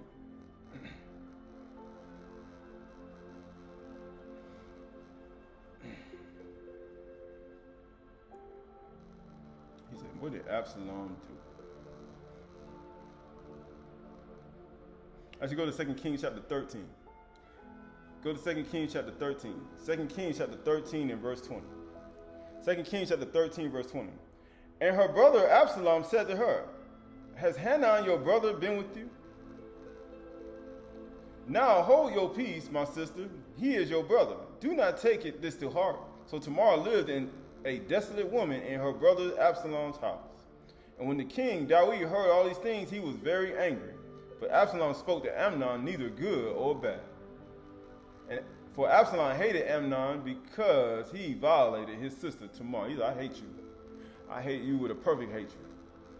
I count you my enemy. After full 2 years, Absalom had sheep shearers at Baal Hazor, which is near Ephraim. And Absalom invited all the king's sons. And Absalom came to the king and said, behold, your servant has sheep shearers. Skipping over to verse 26. And then Absalom said, if it not please, let my brother Amnon go with us. He said, man, let him go with us. And isn't that what Daud, he sent his son with Joab? To go with Joab? And he says, and the king said to him, why should he go with you? He said, why he gonna go with you? See, how Satan works, Shaitan works, it's the same thing with Cain. All you gotta do is get you alone. When Cain saw nobody around. But Absalom pressed him until he let Amnon and all the king's sons go with him. Then Absalom commanded his servants, mark when Amnon's heart is merry with wine. Where did they pierce him at? Where did they pierce Absalom at? In his heart with 3 spears.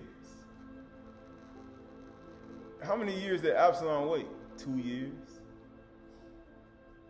And what happened in the 3rd year? He killed his brother. He killed him. He says, and when I say to you, strike Amnon, then kill him. You know what Joab did the same thing to him too? He said, man, when you walk by, why you ain't just stick your spear right in his side and kill him? He said, didn't the king say deal gently with my son? That's what he said in my ear. See, when Yahuwah should give a commandment, you gotta be like Shaul said, though I or we or any of the Malachim teach any other truth other than what we heard, let him be a curse. And that's what that man did. But he still had Absalom said, man, Joab still took them 3 spears and stuck them right in the heart. Matter of fact, he used that situation and he caused all the other soldiers to do the same thing. They all followed suit. Because all of them had stuff in their heart. Even though they were sitting there hearing the bar, hearing the king speak to the bar, they still had stuff in their heart. They had a dagger because they made their heart diamond hard like a dagger. And that's why they stuck him in the heart. Why didn't they kill Yahushua on the cross?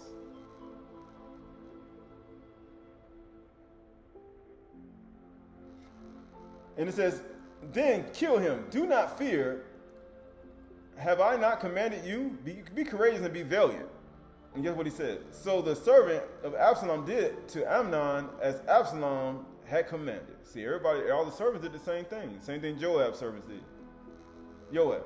And it says, then all the king's sons arose and each mounted his mule and fled. While they were on the way, news came to Daud, Absalom has struck down all the king's sons, and not one of them is left. And guess what? Then the king arose and tore his garments and lay on the earth, and all his servants who were standing by tore their garments. These are all a part of it. Because this is all a part of it. He says, so why is all this important? This is nicely. He said, why did he want everybody to die? Why did Joab want him to die? Because everybody's paying attention to what you do. Everything that you do, that everybody be paying attention. This is 2 Samuel chapter 16 and verse 20. 2 Samuel chapter 16 and verse 20. Then Absalom said to Ahithophel, give your counsel. What shall we do? And Ahithophel said to Absalom, go into your father's concubine, who has left to keep the house, and all Yasharal will hear that you have made yourself a stench to your father. This 2 Samuel 16 to 21. And the hands of all who are with you will be strengthened. He said they all will be strengthened. So they pitched the tent for Absalom and on the roof, and Absalom went into his father's concubines in the sight of all Yasharal. He did a video, right there. He didn't care. Right, so he done did pornea right there in their face. And he murdered his son. He murdered somebody's son too. After 2 years of waiting, in the third year. So you think Joab was like, you should have killed that young boy. I don't give a what the king say. Right? You need to kill him. You was stuck in the tree, you need to kill him. Now you see why. He's like, what? This man committed murder, and he did a pornea, and he fornicated right in the middle with 10 women. He's like, kill that boy. Now in those days, the counsel of NFL gave was as if one consulted the word of Elohim. See, Satan was already setting him up. He just ain't know. Once he made his heart diamond hard and he held this thing, when you start holding things in your heart and you start planning and plotting, Satan just working with you the whole time. And then he'll blind you. Satan, so your behavior blinds you from what is the word of Yahuwah and what is not the word of Yahuwah. You can't discern between good and evil. And then you start doing more evil. And to the point where your life, and then Satan's like, he's stuck in a tree, Joab. You know you can kill him right now. I don't care what the king said. You should have killed him right there. Because Satan comes and steal, kill, and destroy, right? But that's the whole point. Because remember when Daud gave a commandment, the king gave a commandment, he said, deal gently with my son. He wasn't handing, see, Daud didn't think you were handing him over to Satan. Because that's what Shaul said. Hand him over to Satan that the body may be destroyed and he may still be saved, right? He didn't know that he would hand him over to Satan. He said, you know you're giving your son over to Satan. No? Deal gently with my son. You're telling Satan to deal gently with your son. After he killed and murdered somebody, and he fornicated with 10 women. That's 10 soul ties. So you telling me to be gently with him? Huh? No. Now in those days, the counsel of NFL was as if one consulted the word of Elohim, so was the counsel of NFL esteemed, both by Daud and Absalom. See? That's why he listened to him. He's like, man, I thought he was righteous and true. I know, because I blinded you. Keep on hearing, but do not understand. Because when Yahuwah does that to you, because of all the stuff you have in your heart, and you haven't purified yourself, then your mind gets corrupted, and you can't see who is in front of you. And the false Nabi'im, what was NFL? Woe unto you who men speak well of you. Because that's what his whole thing was. NFL was his own false prophet. Naba and lies. And that's what happens when you create those things. And that's what happened. He was, woe men speak well of you. So they did to the false Nabi'im. They loved him. They love him. That's what happens. Right, so this is the book of Yochanan, chapter 19. We almost finished. Yochanan, chapter 19. Yochanan, chapter 19 and verse 1. Yochanan, chapter 19 and verse 1. Actually, 19 and... Yeah, 19:1. Then Pilate took Yahusha and flogged him. And the soldiers twisted a crown of thorns and put a reed on his head and arrayed him in a purple robe. You say, man, why did they do that to Yahushua Mashiach? Didn't Joab stab him 3 times? Stabbed him with 3 spears in his heart, and then the other soldiers came and started stabbing him too? They came up to him saying, "Hail the Malach of the Yahudim," and struck him with their hand. They all came at him. And then what he did to Absalom? Pilate went out again and said to them, I am bringing him out to you that you may know that I have found no guilt in him. Oh. Was there guilt in Absalom?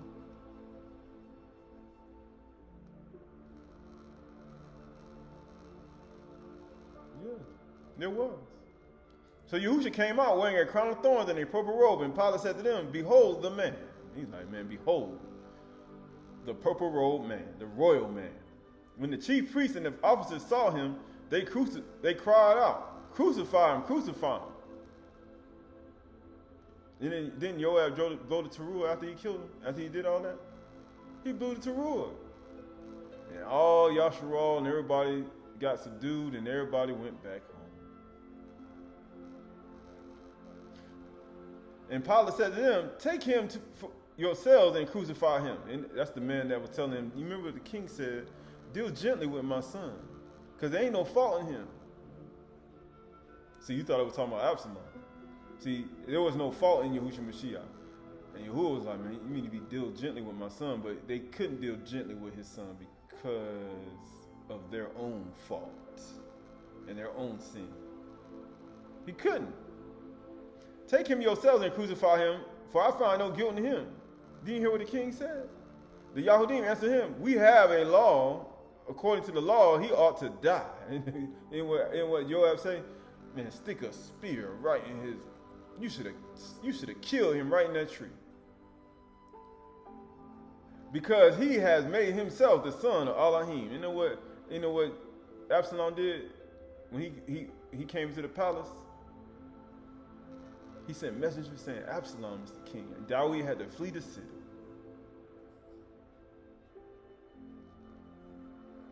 And when Pilate heard this statement, he was moved, even more afraid. That soldier, he said, "So you saying I should have killed him? I heard the king commandment. I ain't gonna do that. I'm standing away from that. I have nothing to do with that." Right, going to the verse, yeah, keep going. "And he entered his headquarters again and said to Yahusha, 'Where are you from?' But Yahusha gave him no answer." Was Absalom saying anything in the tree? Nope. He gave him no answer.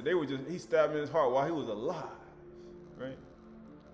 So Pilate said to him, You will not speak to me? Do you not know that I have authority to release you and authority to kill you?"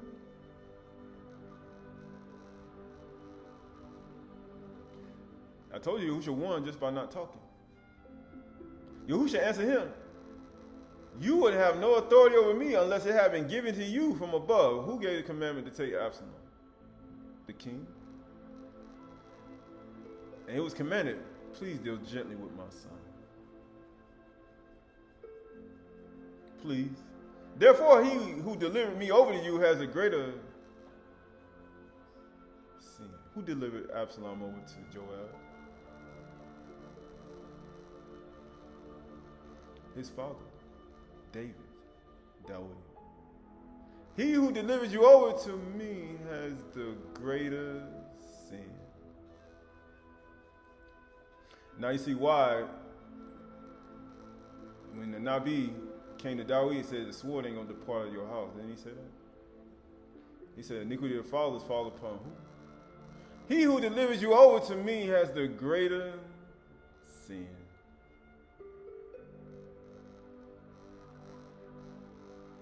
Because he was the father of Absalom. See, now you see why Yahushua had to die. People say, why he had to die? You have no idea. This is the whole point. Going over to verse 24. "So they said to one another, 'Let us not tear, but cast lots.'"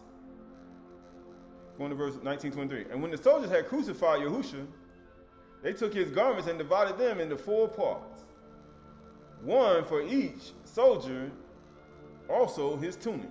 But the tunic was seamless, woven in one piece from top to bottom.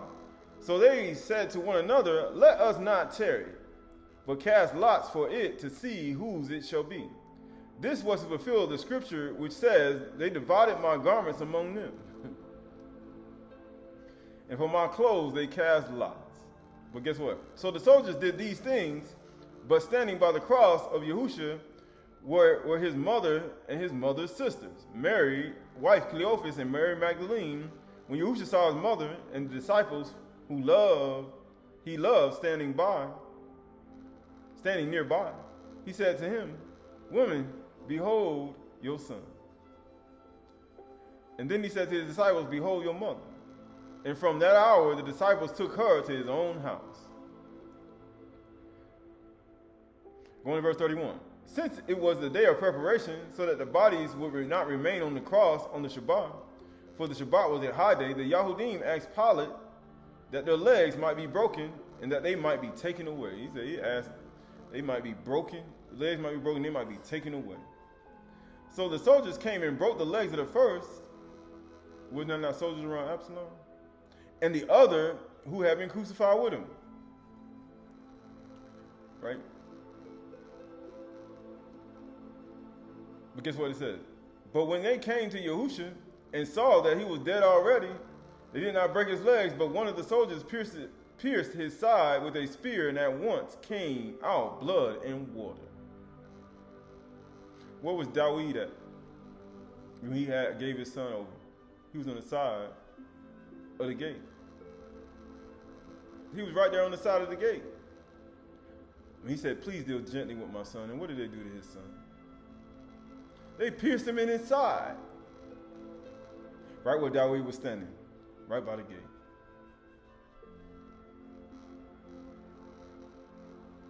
And out came blood and water. It was a benefit that Daud, that he got pierced in his side. Because Daud needed to be right by their side. Because the iniquity of fathers fell upon the children. He needed to be right there by his side of the gate. He needed to be right there when it happened. And when they came to Yahushua, they saw that he was dead, already dead. They did not break his legs, but one of the soldiers pierced in his side with a spear, and at once came out blood and water. And he who saw it bore witness, and his testimony is true. And he knows that he is telling the truth, that you may also may believe. For these things took place that the scripture might be fulfilled. Not one of his bones will be broken. You think that's the only thing? That's not the only thing. And again, another scripture says, they will look on him whom they pierced. Didn't they not look at Absalom when they pierced him? He was hanging in the tree, feeling Chamy'shy and earth, in between, suspended. Like a piñata. You ever seen a piñata? What do people do with a piñata? They hit that thing. Pow, pow, pow, pow, pow. Trying to get what to come out. The candy. You look at what the piñata really is used for, and you say, okay. But then you start to understand why they hit it. Why they hang you in the tree? Why do you think they hang you in the tree? Curses every man who hangs in the tree, because you the standard.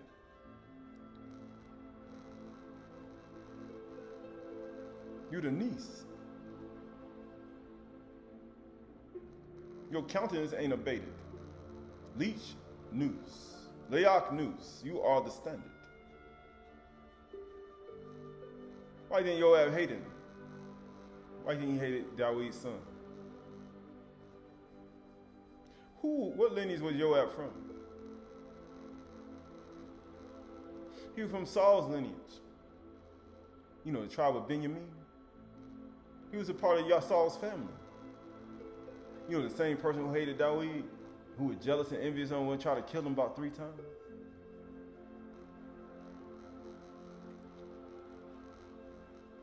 Same people. But everything happens for a reason. Everything happens for a reason. Right? This is the book of Matthew, or Luke. Go to Luke chapter 23 and verse 33.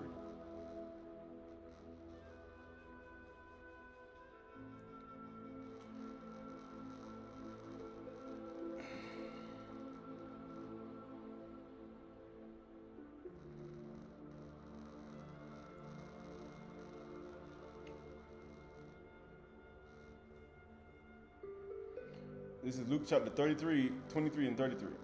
And when they came to the place which is called a place of skulls, they crucified him and the criminals. So you think all the people around Joab and all the kings, even the 3 spears that he took, because they didn't want to do it, he threw it right in his heart. And all the soldiers have stabbed him. What they are? They are criminals. And one on the right says, and there they crucified him and the criminals. One on the right and one on the left. And Yahusha said, Father, forgive them, for they know not what they do. So did Joab know what he was doing when he killed Absalom? According to his understanding with Daud's commandment, but he already had things at heart. But did they know that they were killing the son of Yahudy? According to the Torah? No. They didn't know it. That's why they joined forces. And they cast lots and divided his garment. That's why they did it. All that's a part of it. But what did that one soldier say? He said, you ain't hear what the king said? Isn't that what he said? He said, you ain't hear what he said?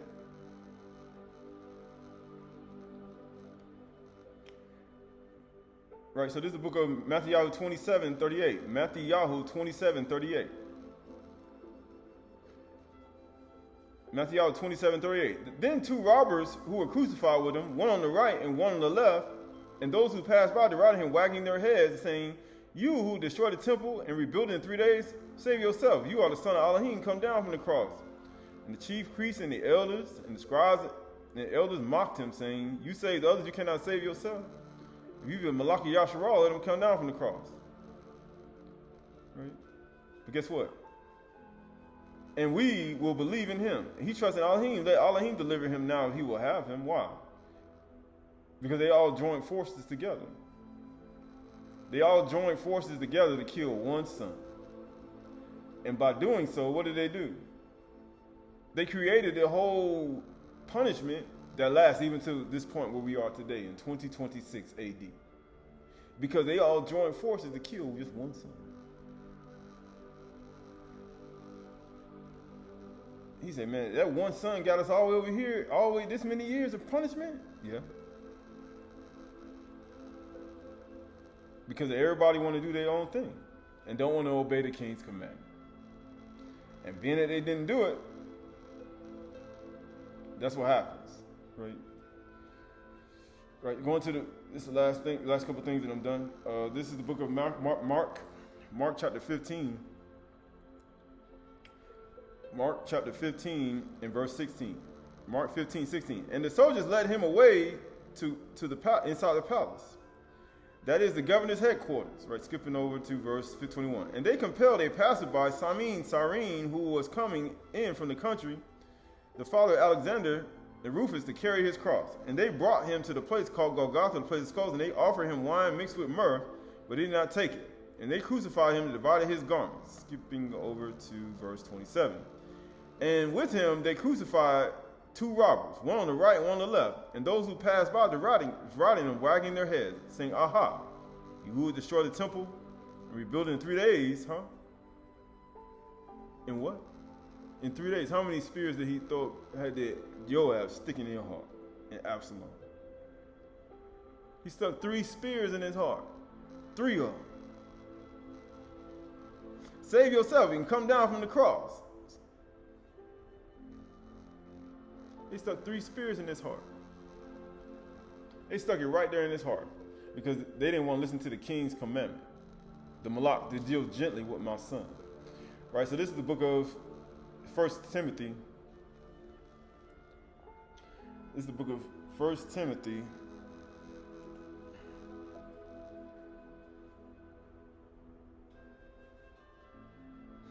First Timothy chapter 6 and verse 11. 1 Timothy chapter 6 and verse 11. 1 Timothy chapter 6 and verse 11.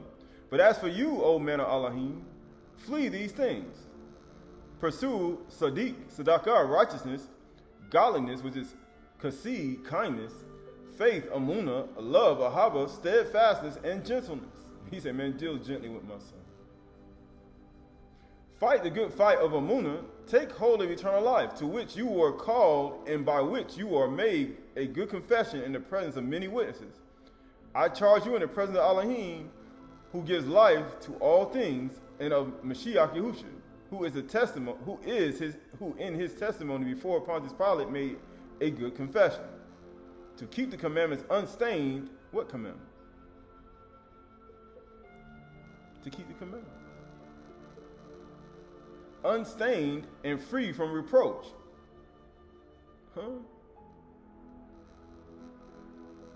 Why? Until the appearing of our Master Yahushua Mashiach, which he will display at the proper time, he who is Barak and only sovereign, the King of kings. You ain't gonna keep the king's commandment? What was the king's commandment about Absalom? Deal gently with my son. He's like, that man lay with 10 concubines and murdered his brother at the same time. He did all that. And he's proclaimed himself to be king.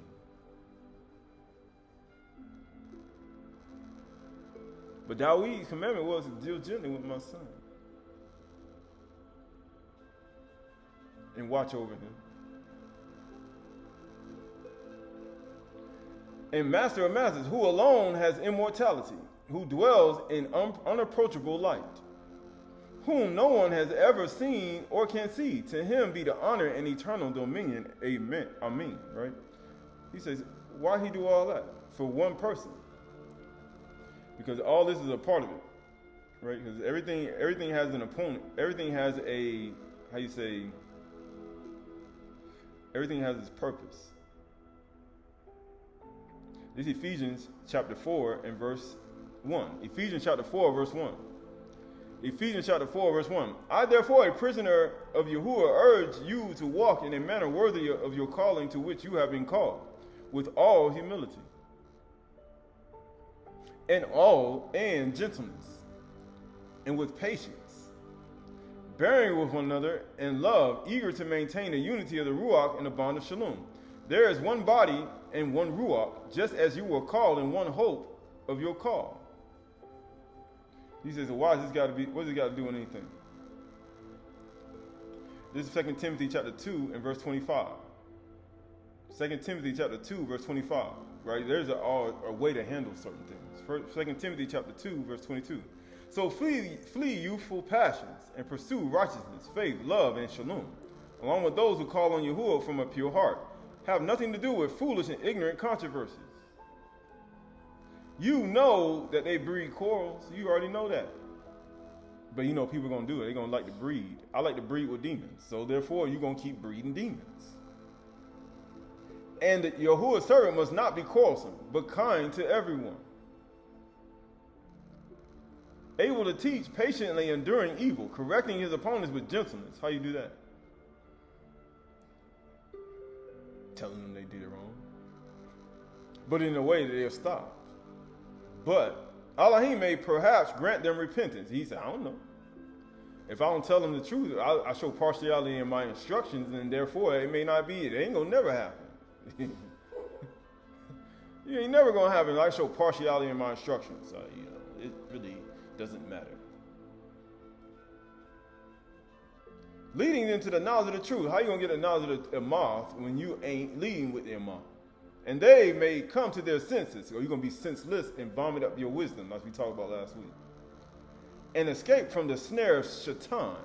Who was the snare of Shaitan for Absalom?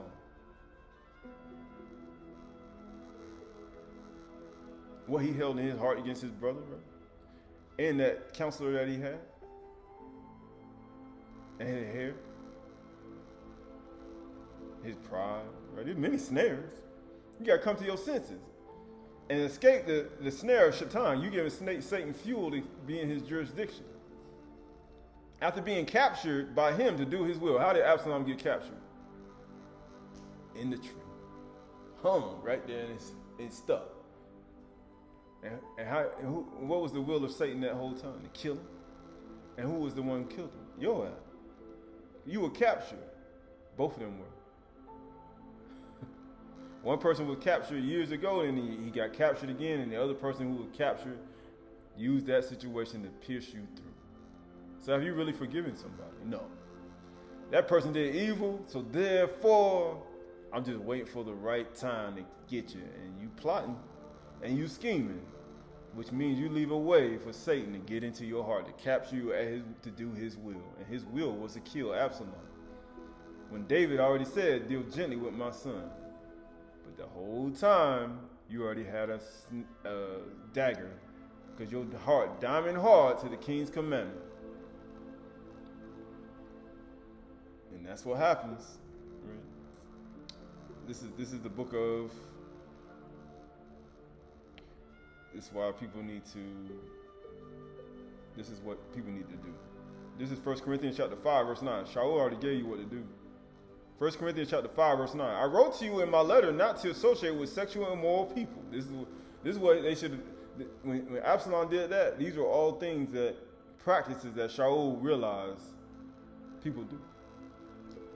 Not at all meaning the sexual immoral of this world, or the greedy, or the swindlers, or the idolaters. Since then, you would need to go out of the world. He's like, man, ain't nowhere in the world you're going to be in this world, right? But I am writing you not to associate with anyone who bears the name of a brother or sister, if he or she is guilty of sexual immorality.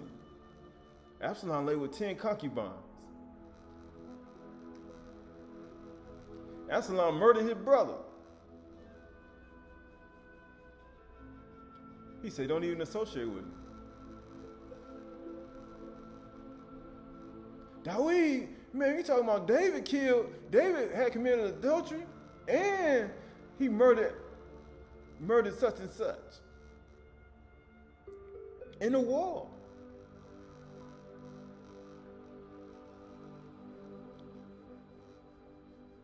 You think Yahudy care about that? He said, bears the name of brother or sister if he or she is guilty of sexual immorality or greed, or is an idolater. Saul went and inquired of a woman who was a necromancer and conjured up Chamy'shy. He said, don't associate with these people. Or a reviler, man, he railed at me. Drunkard, he get drunk all the time. Man, what's wrong with him?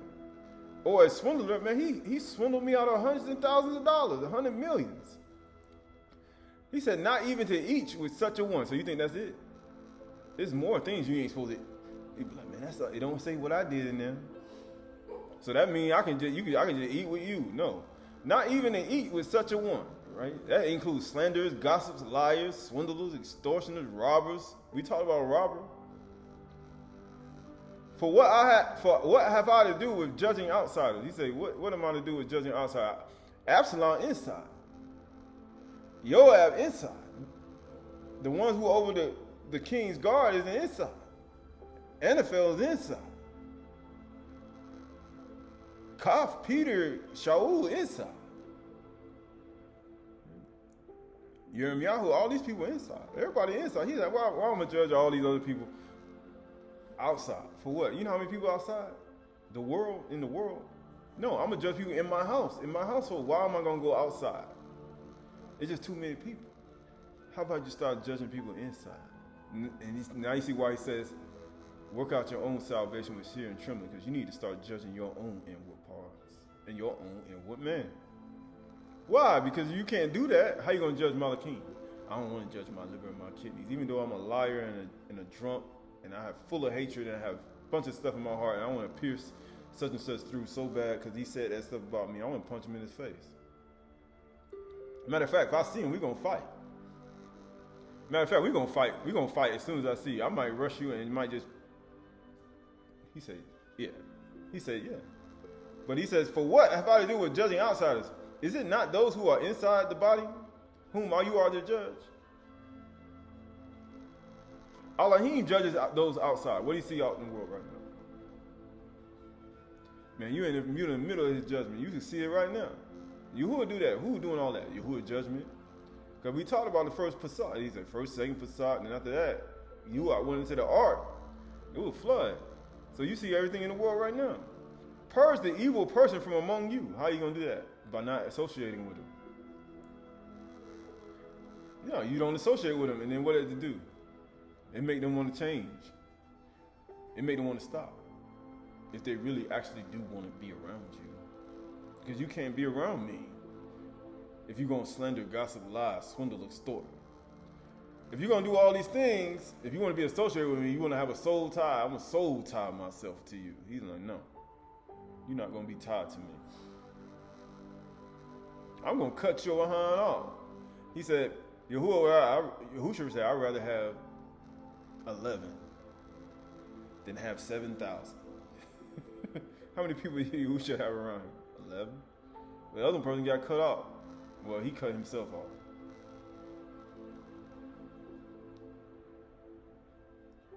Then he had about 3 women. Some other people, but you don't know them. But all this is a part of it. Right, so this is Psalms chapter 141, 3-7. Set a Shemra Yahuwah over my paw. Keep watch over the doors of my lips. Why? You're going to need one over your mouth. Do not let my heart incline to any evil. What happened to Joab? What happened to Absalom? What happened to all the chief priests, the elders, and the scribes, and even the men and women who said, crucify Yahushua, we'll take Barabbas, right? They'd rather have a criminal than take Yahushua Mashiach, right? To busy myself in wicked deeds, in company with men who work iniquity. What did that one person do, that soldier? What did one thief say? Do you not fear Elohim? In one account. We are up here rightfully so, but this man has done nothing wrong. Do you hear the king's commandment to deal gently with my son? In the company with men who work iniquity, and let me not eat of their delicacy. He said, let me not partake in their evil deeds. Because they disobeyed the king. You think Joab escaped? Oh, he said, oh, Joab pierced Absalom, and you think Joab escaped? No. We didn't get to that part. But no, he didn't escape either. So you think you're going to do evil to somebody, even though they did evil, and you're going to do evil back, and you think you're going to escape? Nope. Nope. Nope. Nope. Let a righteous man strike me. It is kindness. Kasi. He said, let him strike me. Was Joab kind? No. No. Let him rebuke or yakag or reason with me. Yakag me, and it is oil for my head. Let my head not refuse it. Yet my prayers continually against their evil deeds. He said. When their judges are thrown off a cliff, what do you think will happen to Joab? He just judged the man without a trial. We don't need no trial about them 10 concubines killing Amnon, and you putting yourself as king, and you shaming and you doing all these things, right? And I have to revenge my father on you, my lineage of the Benjamites, the humble tribe of my fathers.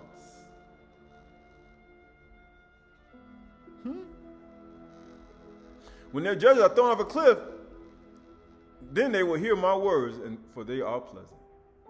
He said, forgive them, Father, for they know not what they do. That's what Yahushua said.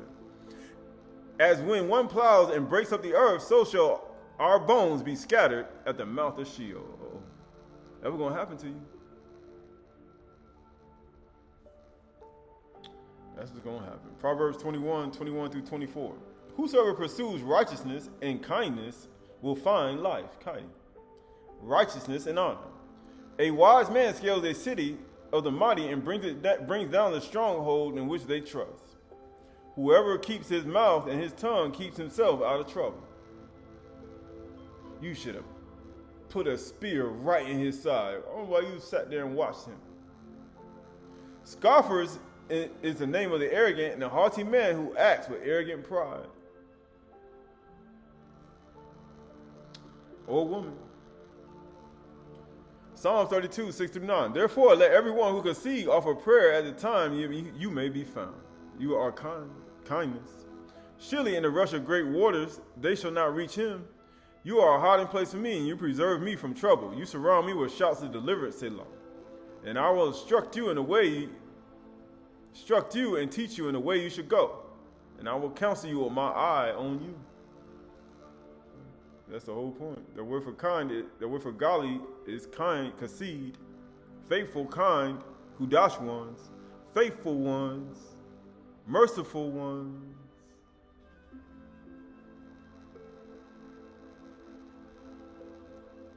He's like, man, this man did all that? He like,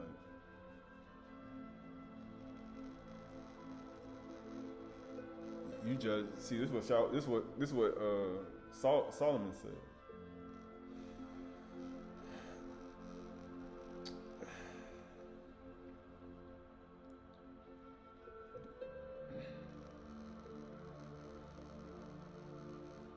Everything happens for a reason.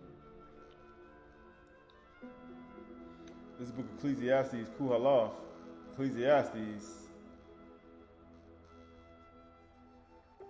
7 and 15. Ecclesiastes, Qahalath 7:15. In my vain life I have seen everything.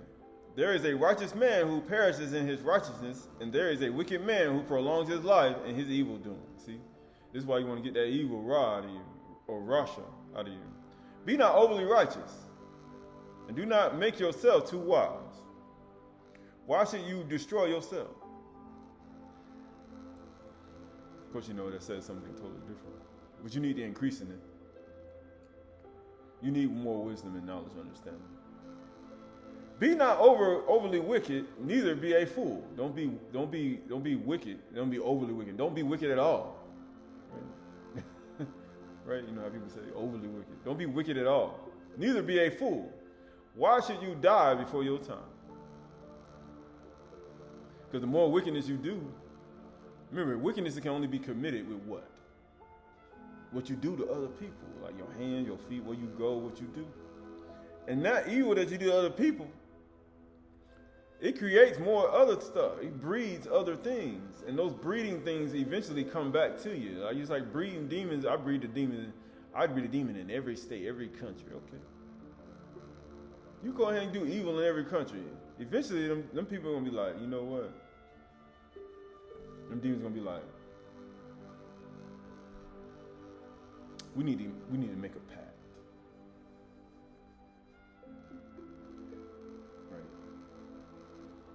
And you the target. That's what's going to happen. It is good that you should take hold of this.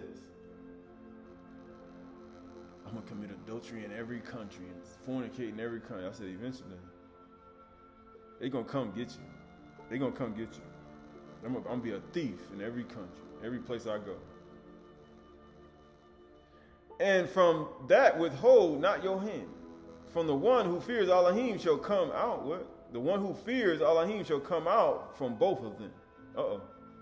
That's what happens. Now it says, come out from among the world and be ye separate. Well, come out from these behaviors right here. Right? Because, you know, wisdom gives strength to the wise more than 10 rulers who are in the city, because you need a yard. But that's verse 19. You need to get to the 10, get to a yard. Right, so that word for godly is kasid. It means faithful, kind, godly, kudash one, faithful ones, calm. Right? Right, this is Aleph Yukanon 1, 2, Aleph 1 John 2, 24 to 28. Let what you heard from the beginning abide in you. And what you heard from the beginning abides in you, then you too will abide in the Son and in the Father. And this is the promise he has made to us, eternal life. Because the inheritance of the priest is the bar. The inheritance of the priest is Yahuwah and his promises. He said, Shamayim and earth will pass away, the bar will never pass away. It's infinite. It's eternal. That which is seen was made by the things that are unseen. Here's the bar. And that's inside of you. So therefore, you are made by unseen forces. Not seen. I write these things about those who are trying to deceive you by Nakash, or he's saying. But the anointing you receive from him abides in you, and you have no need that anyone should teach you. If you know it. But as his anointing teaches you about everything, it is true, there's no lie, just as it has taught you, abide in him. And now, little children, abide in him, so that when he appears, you may have confidence and not shrink from him in shame at his coming. Because he's coming. He's coming. Right, so this is the book of, he is coming. 727, yeah, we on. This is the book of Jeremiah, or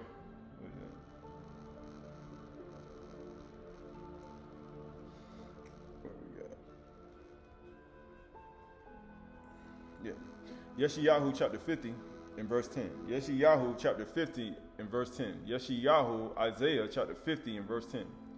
Who among you fears Yahuwah? Didn't we just read that? Do you fear? He says, and obeys the voice of his servant. Let him who walks in darkness and has no light trust in the name of Yahuwah and rely on his Elohim. So who are you trusting? Behold, all who have kindled a fire, who equip yourself with burning torches, walk by the light of your fire. Huh?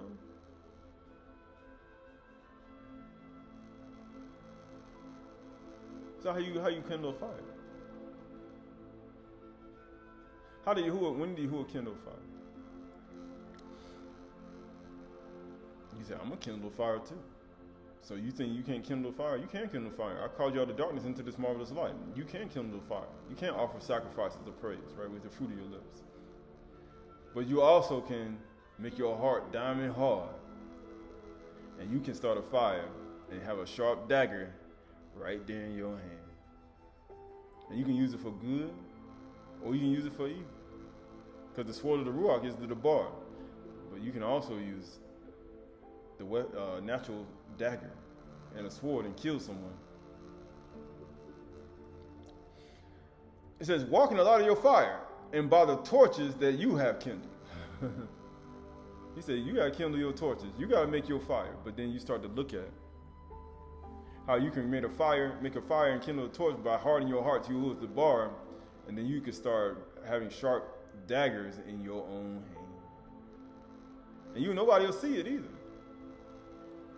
Nobody gonna see it. This you have from my hand, my yard. So what type of fire you think Yahuwah trying to get you to do? Evil stuff. You shall lie, he says, you shall lie down in torment. Why? Skipping over to verse, why would he say that? Going to verse 7. It's going to 50 and 7. But Yahuwah Elohim helps me, therefore I have not been disgraced. Therefore I have set my face like a flint.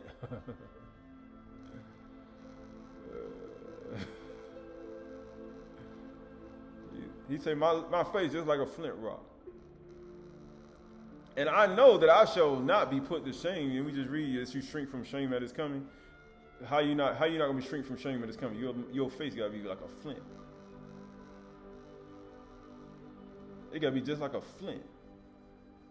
He who vindicates me is near. He said he coming at his appearance. When he comes in his appearance, he said you won't shrink in shame at his appearance, because you're gonna be like a flint. Because Yahuwah gonna need. What is Yahushua coming back here to do?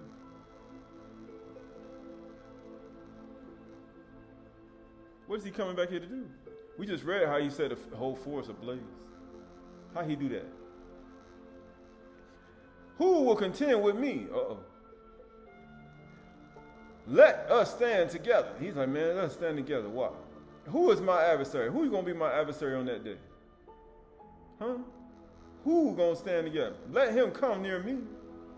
Behold, Yahuwah Elohim helps me. Who will declare me guilty? Who going to declare me guilty? Yahushua wasn't guilty. Yahushua already told you. He said, I come to cast fire on earth, and I wish it was already kindled. He said, my face like a flint rock. Behold, all of them wear out like a garment. And the moth eat them up. You see, now you see why I say, behold, all you who kindle a fire, who equip yourself with burning torches, walk in the light of your fire. No, he said your fire. And by the torches that you have kindled. This you have from my hand, and you shall lie down in torment. Because it's a different type fire. The fire that you kindle and the dagger you got is because you harden your heart and you don't want to show kindness and mercy and true judgment. So therefore, the fire that you kindle to get your praise and your honor and your admiration Because you like people speaking well of you. He said, walk in your fire, you kindle. But when I come back, you're going to lie in torment. And people think this is a joke. It's not. That's why Shaul was telling people, that's why he's telling us to walk in gentleness, walk in a manner worthy, right? Right. This is the book of Revelation, Hazum, chapter 8, Revelation chapter 8 and verse 7. Hazum, Revelation chapter 8, verse 7. The first Malak blew his Turah. Didn't the Yoab draw a Turah too? But guess what type of fire he kindled? Remember that fire he kindled? What type of fire he kindled? And that dagger he stuck. 3 of them he stuck in his heart. And there followed hail and fire mixed with blood. And these were thrown upon the earth. And the third of the earth was burnt up. How you will do that? And the third of the trees were burned up. How he started that fire? He said, my face like a flint. And all the green grass were burnt up.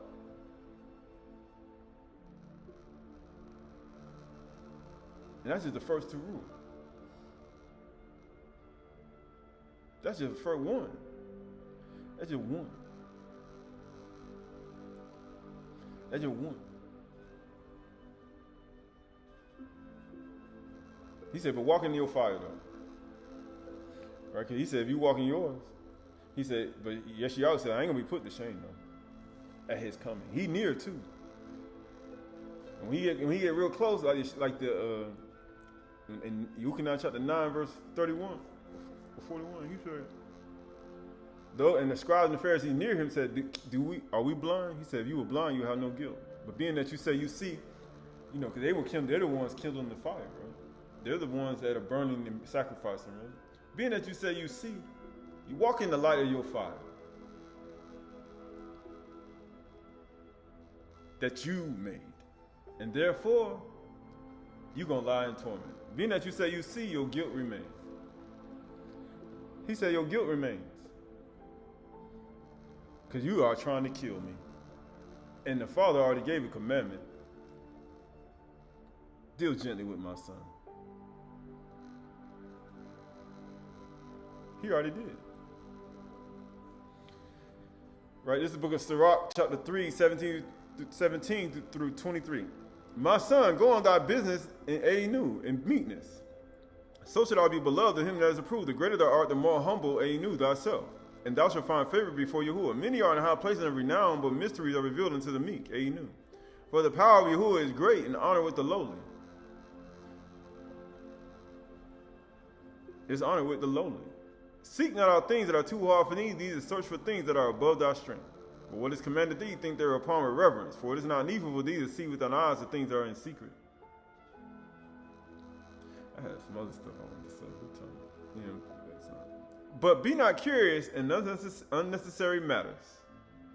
For more things are showed unto thee than men, women, children. Understand, right? Understand, right? So this is the 4th book of Azrael, Pseudepigrapha. 4th book of Azrael, Pseudepigrapha, volume 1. 4th book of Azrael, Pseudepigrapha, volume 1. 4th book of Azrael, Pseudepigrapha, volume 1, verse 88. Verse 88. Now this is the order of those who have kept the ways of the Most High Yahuwah. When they shall be separated from their mortal body. During the time that they lived in it, they laboriously served Yahuwah the Most High and withstood danger every hour. And guess what it says? And that they might keep the Torah of the lawgiver perfectly. Therefore, this is the teaching concerning them. First of all, they shall see with great joy the kabod of him who receives them. For they shall have rest in the 7 orders. The first order, because they have striven with great effort to overcome the evil thought, which was formed with them, that it might not lead them astray. Because that's the whole point. Your evil inclination. It'll lead you astray. From life into death. The second order, because they see the perplexity in which the souls of the ungodly wander, unrighteous, and the punishment that awaits them. The third order, they see the witness which he who formed them hears concerning them. That while they were alive, they kept the Torah which was given them in trust. The fourth order, they understand the rest which they now enjoy, being gathered into their chambers and guarded by Malachim in profound quiet. In profound quiet. He says, so why you do all that? In profound quiet, and the kabod which awaits them in the last days.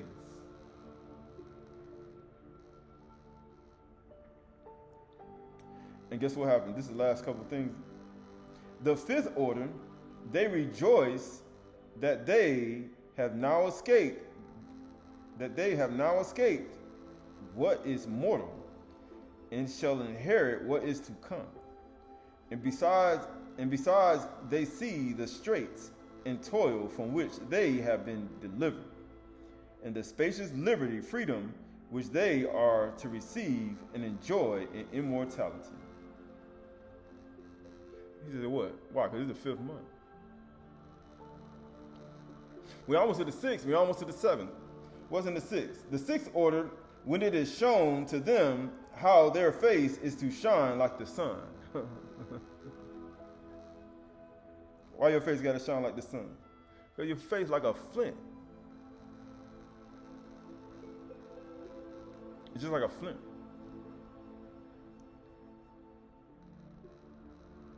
And how they are to be made like the light of the stars, being incorruptible from then on.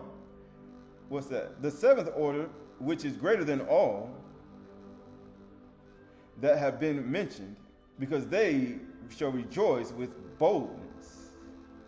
They shall rejoice with boldness, and shall be confident without confusion, and shall be glad without fear.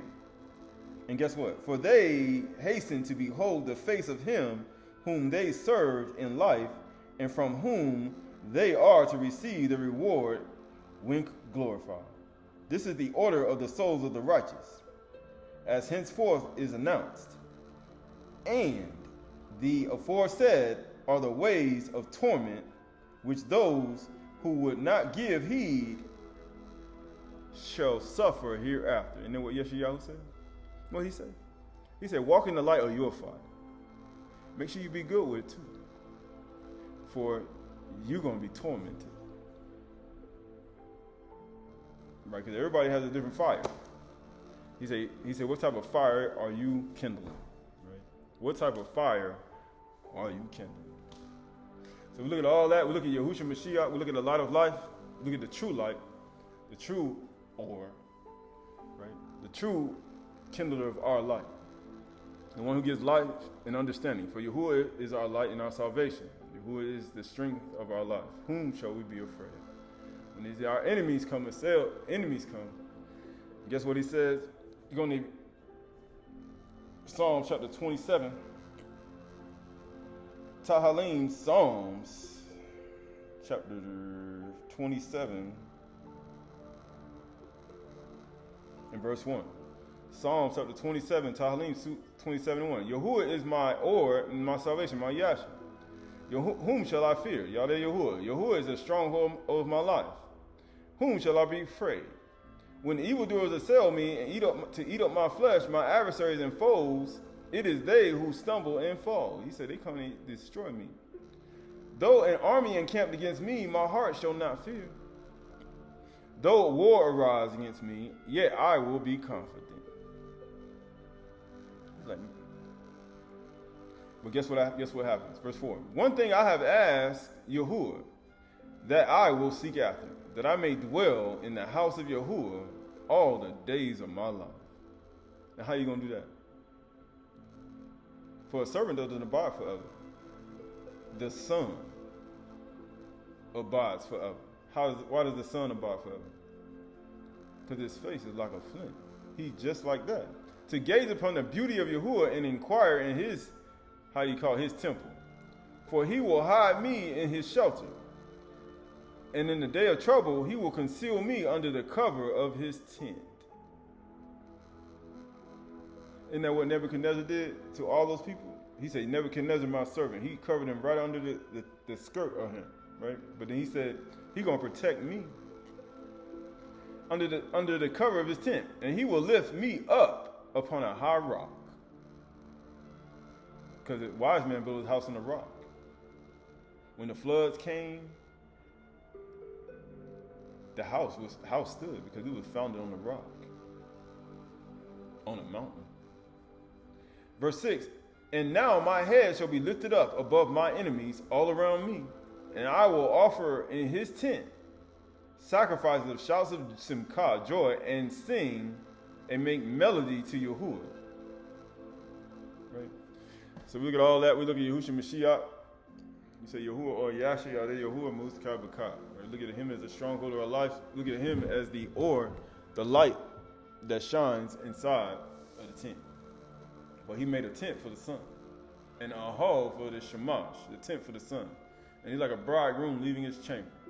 And all these are a part of his understanding. And your light will shine just like the face will shine, just like the sun in the sixth order. For all these are a part of our understanding. So as we move forward in truth, we move forward in love, we move forward in his compassion, and his mercy, and his kindness. Matter of fact, in true judgment, to move judgment, to judge yourself with true judgment, is to be just like Aydah 22 says, moving justice from your tent. Why? So you can offer up praises in your tent, or in his tent, because if you can kindle your own fire, Yahuwah ain't going to be in your tent. So we look at all these things, we look at the truth that will make us free. For the meek shall inherit the earth. The Amath, those who walk in Amath and Kasid and are Anu shall inherit the Eras.